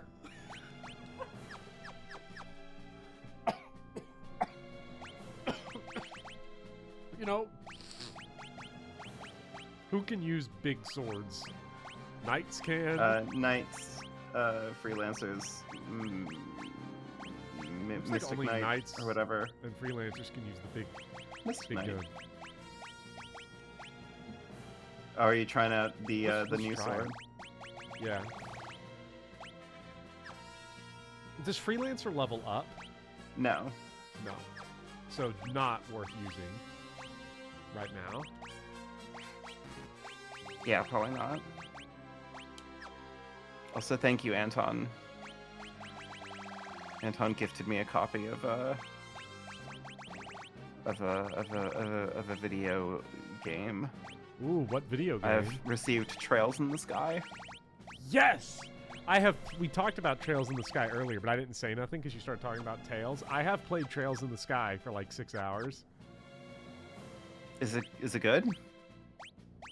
I think it's pretty good. It's definitely a game that I was not able to beat because I got wrapped up in doing all the side content. It's like FE12 style, FF12 style content. Not worth it. I don't think. But that's a really good game. Damn, alright. Freelancer inherits I'll stats give from it a master shot. jobs. What do you mean? Like it automatically just gains the skills of mastered jobs? Oh shit, I also have Dark Deity on my Steam profile. Whoa! Oh boy. It's way better than Ys 1 Chronicles. It simply has to be. Anything is better than Ys. Let's get that straight. Jesus. Yeah, you wanna say that louder into the microphone? Because I really need someone to take the heat off of me for saying that I don't much care for Excelblum's videos. Wait, what? What did you just say? But no, what did you just say about Ys? What did you just say about not liking Excelblum's videos? Let's circle back Hold around on. that Ys thing. Hold on. Hold on, I'm wait. bringing up OBS right now. Can you repeat it again, but closer into your mic? Also, wait, what? It had 100 strength, and I berserked for it. What? Oh, the Excalibur, Yeah. the sword that Gilgamesh said he'd been Lies. had, and it is in fact not that strong. It really is a lie, so its placement in the menu is... And we're berserked with it. I fucking love video games. Fire Emblem would never have a joke this funny. Let's be real. God, and that's saying something, because Fire Emblem does love making jokes. At the player's expense. It's really great. Yeah. This is a case though where they'd probably be too afraid of the haters. I mean, that's the thing, isn't it? Like, ultimately, like, obviously this isn't a problem with Engage uniquely. Like, but at some point in time, modern Fire Emblem just decided that, like, they're just not really doing many more jokes I'm leaving. at the player's expense, you know? Like, Engage just feels too safe. Which is weird, because, like, it did do the Chapter 10 thing, and I get that the Chapter 10 thing is good, but, like, I don't know. I still have problems with it.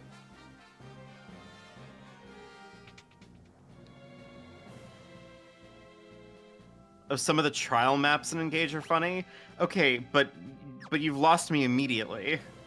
I never played the trial maps. Yeah, because why would you play the trial maps? Bopper's a certified East hater. I liked East 1 well enough, and East 2 was a big improvement, and East 8's one of the worst games I've played ever. So, East 8's not bad, you know, if you like eating pig food. Jesus Christ. Yeah. I mean, East 8 is a classic case of Falcom just taking your head, just gripping it, like just with Gladios grip strength, and just being like, you want some more, and then shoving you right into the trough. Oh no, we've been doomed. 30 seconds left to live. Don't care, buddy. I've got Earthen Wall. I don't know what it does. Let's find out. Oh, Earthen Wall is busted. It seems like it.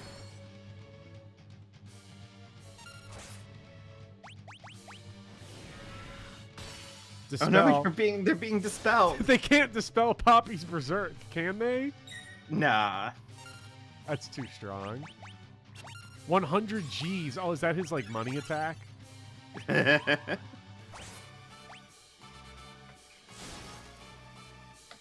not dealing a lot of damage with the Ice Brand. I probably need to leave this fight, come back with Bard or Time Mage or something, so I can get haste and regen going.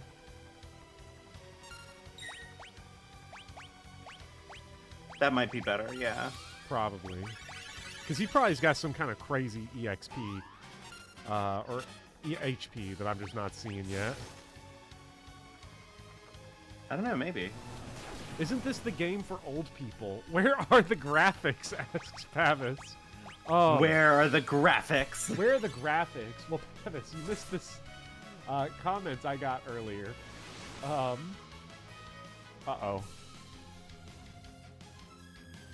Became the living dead. We are deceased.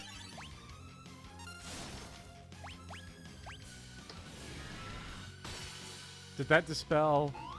No. Zombie? No. That'd be funny, though. It would be.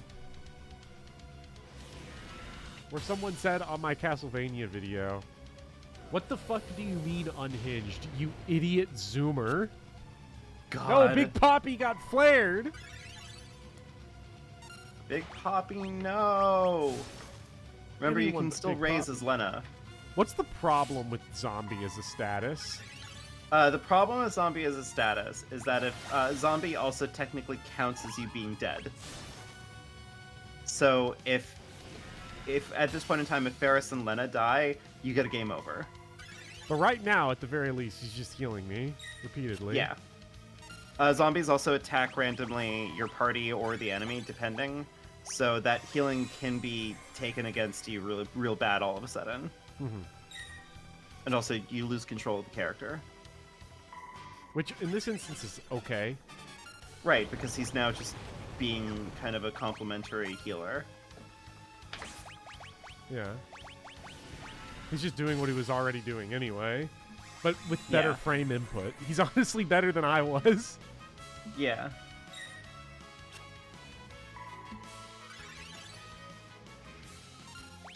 But he's also non-discriminate, like, he's also indiscriminate with it. Yeah. But, you know. Also, healing hurts. Or, I guess it doesn't, but... He's at 0 matter HP, because so it's 0 HP. not a huge deal. Hey, look! Perfect! Right? Oh, no, no! Big Poppy became the living dead. That's bad. Now things are getting a little bit worse. Never mind. Zombie clerics are amazing. Also, I don't think you get a AP. That's fine. So what's the problem with,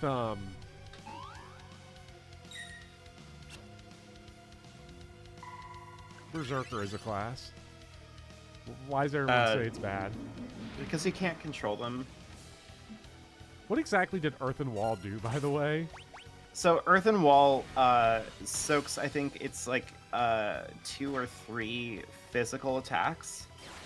So that first vacuum wave that was launched on Bart's, for example, Idiot wastes his turn, by the way. even though it looked like it dealt 700 points of damage to him, it actually dealt nothing because Earthen Wall soaked it. So Earthen Wall is no longer active. No. And also Earthen Wall, I don't believe. Oh right, it has an HP threshold. Right.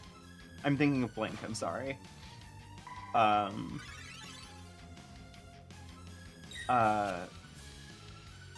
yeah, Earthen Wall doesn't work on magic attacks. Magic attacks damage normally. Also, Jump just continues to be the best. I mean, I like Jump because it does let you just kind of neglect to participate in a lot of the mechanics going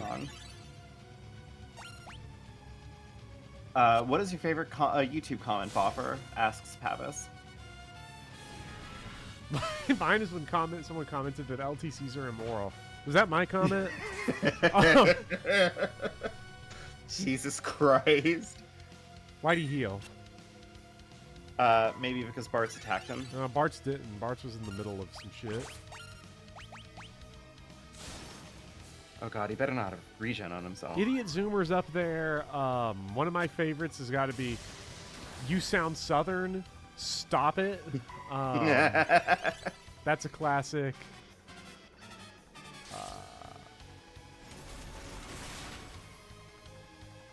I got this one person that was just fucking railing about how terrible my video was, and then I got a comment from that same person on another video that was like, wow, should have given this channel a second chance. Great content. And then there was one where this person said it was just this 4-paragraph long, just insane hate, just nothing but D1 hating, and then at the end, good video. Nice. I love those. Those always win. Yeah. So are LTCs immoral? What's going on here? I would say so. Yes. We heal from Blizzard. What's the real story? Oh, wait, I healed with the wrong person. I need to heal Lena. Shit. Okay, Bart's took care of it. He's there to clean up after you. Also, Bart's just his HP doesn't have to be managed anymore, so like. Yeah, I mean it's kind of working out well for you. Bart's zombie might have been the worst idea Xdeath ever came up with, and then he just dropped a 776 on us. Nice. The problem is that when Big Poppy dies, that's it. I'm out of Phoenix Downs. I mean, Lena raises, so it's really when Lena dies. Oh, that's right.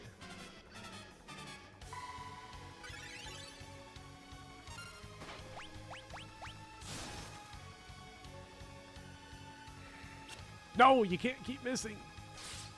We'd probably be doing better if I had fisting up as an option. Yeah.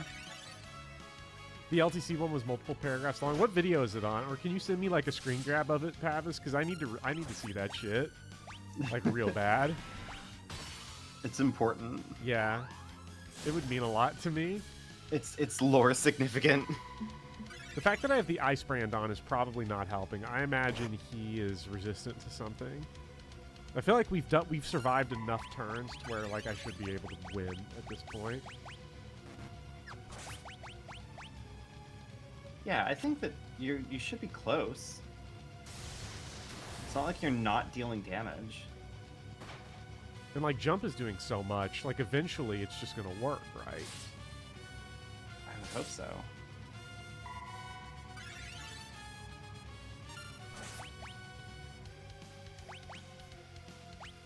Damn, I was trying to get Big Poppy to die, but so I could go ahead and raise, but I'll just go ahead and deal damage. That's okay. Dealing damage to the boss is fine, I guess. Yeah. Okay, optimal. Actually, this is okay because you'll just keep hitting Lena to refill. Yeah. And casting Thundaga and Bart's for some reason. It's good.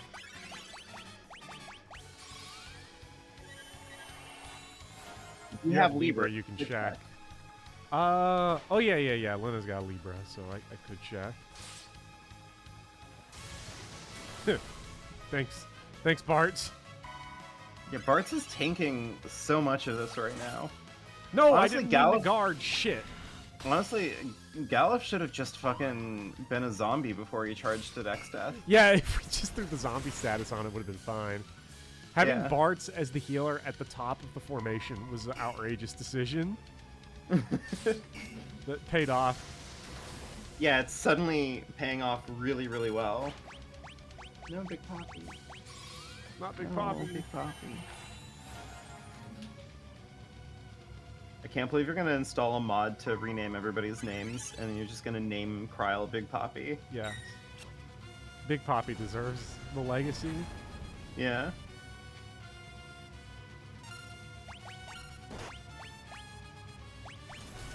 God, you're so fucking out of like, you're so fucking out of your mind with this fucking zombie strat. This is so good. It's so dumb. You're cooking an insane amount. Remember when I was like, yeah, this is a dead run? Thanks, Pavis. Yeah, I'll come back around later. I'll have to give it a second pass. I'll rethink my loadout and everything. Yeah. Nah, fucking Xeth just screwed himself big time. The healing rod is really that good. The problem is how much HP this guy got. Yeah, he is not. He's not letting up. He is eating this entire situation, just gobbling Again, it up. you do have Libra. You can check. Oh yeah, I could. No! Fuck, that's so bad. Lena was like the only person dealing consistent damage.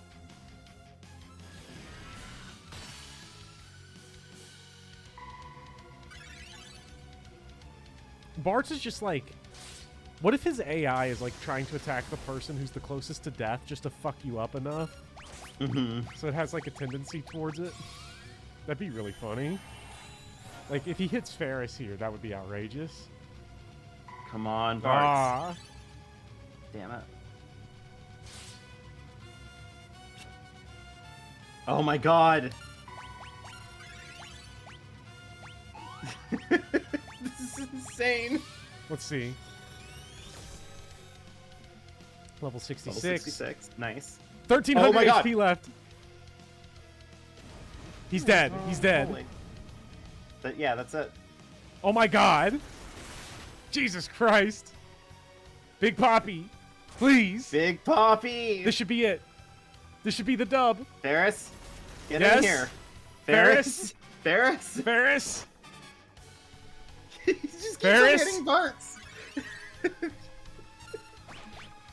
Ferris. Yes. Yes. We did it. Oh, no. Holy shit, man. Guy's a maniac. Maniac. I don't know if you can hear the soundboard. I played it at the exact same time you said it. We were on the same wavelength. Perfect. The crystals, they're breaking apart. Zombie strats.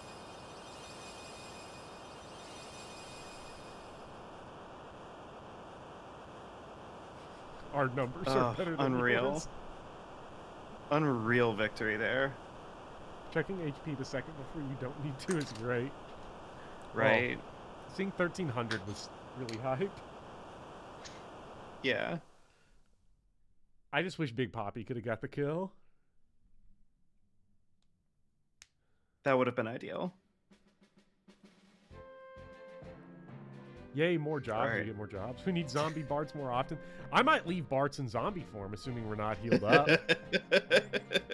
Is there a spell Yeah, that we fuck get it, that right? gets to inflict zombie? I don't know.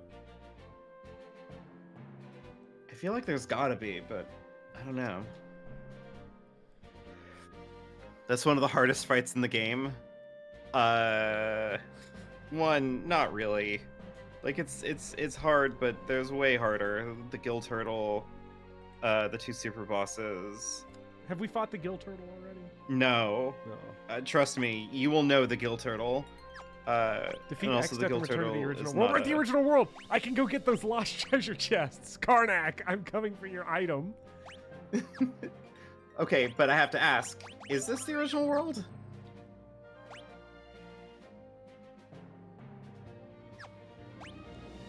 I mean, I got the trophy that said you've been to the original world. Let's see. Anyway, I think we should probably call it, right? Probably. Not to imply that I'm not enjoying. I'm having a blast. I just have an obligation that I'm. I'll probably run this scene and then that'll be it. Okay. Get back home scene, get an actual cutscene to end it off. Yeah. That who said that was And this stream, it's bad.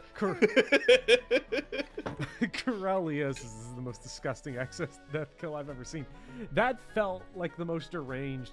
I feel like all the most deranged boss fights I've had have been in 5, and 2 of the most deranged Final Fantasy fights have been in this stream specifically, where I just threw money at the rocks and then Right. got zombied. So good. Princess Lena, Princess Sarissa, welcome home. Father, the king's passing was a great loss. However, we must do our best to continue on without him. Furthermore, Princess Sarissa has returned and we thought her dead. It's a cause for celebration. Sarissa, my true name. Yes, my lady. The name Papa gave My lady. me. Uh-oh. Oh, yeah, that's right. Their dad. Ooh. Ah. That's rough, buddy. Preparations for the banquet are complete. Of course, your acquaintances are welcome to attend. Wait, Ferris is a girl? Sandy's a girl? You want me to go out there dressed like this? Are you mad? Come now, princess. Unbased Chancellor. Unbased? Wow. Bart's, by the way. Bart's is doing the face we talked about last stream. Balthier's eyes like exploding out of his head. Tex Avery style. She's gorgeous. Oh my God, he's trying to like, wait, how much money did you throw at the boss? How much did I? Like... I have no idea. I'm not...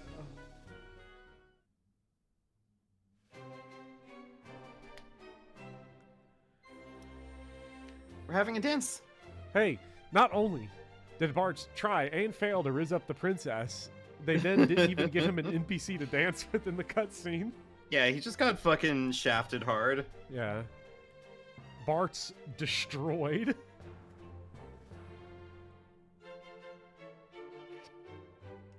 Bart's is such a bottom. The problem with Bart's is he can't accept that fact and he tries to sleep like a top. Yeah. Grandpa. It's not so painful anymore, but I just feel so anxious. It's like Grandpa's fussing at us to hurry somewhere. I might have an idea. Come on, let's go. We're back in my world. There's got to be a reason for that, right? Let's find out what it is. I still can't get over that X-Death kill. And Bart's is still zombie. He's still a zombie, but with full HP? Yeah. Is that legal? Apparently. I don't know. But this is a precarious party to have because you can't control Kryl either. Oh yeah, she's a berserker. Yeah, she's Big Poppy right now. What about Ferris and Lena? No way they can slip away right now.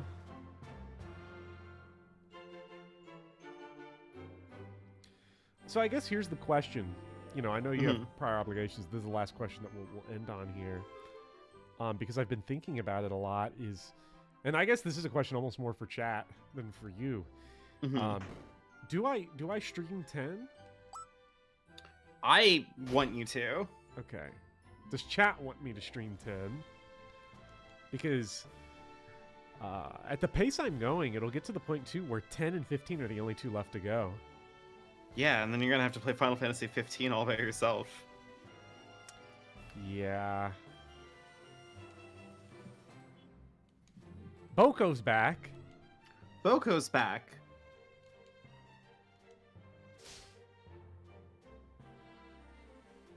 Stream all of them.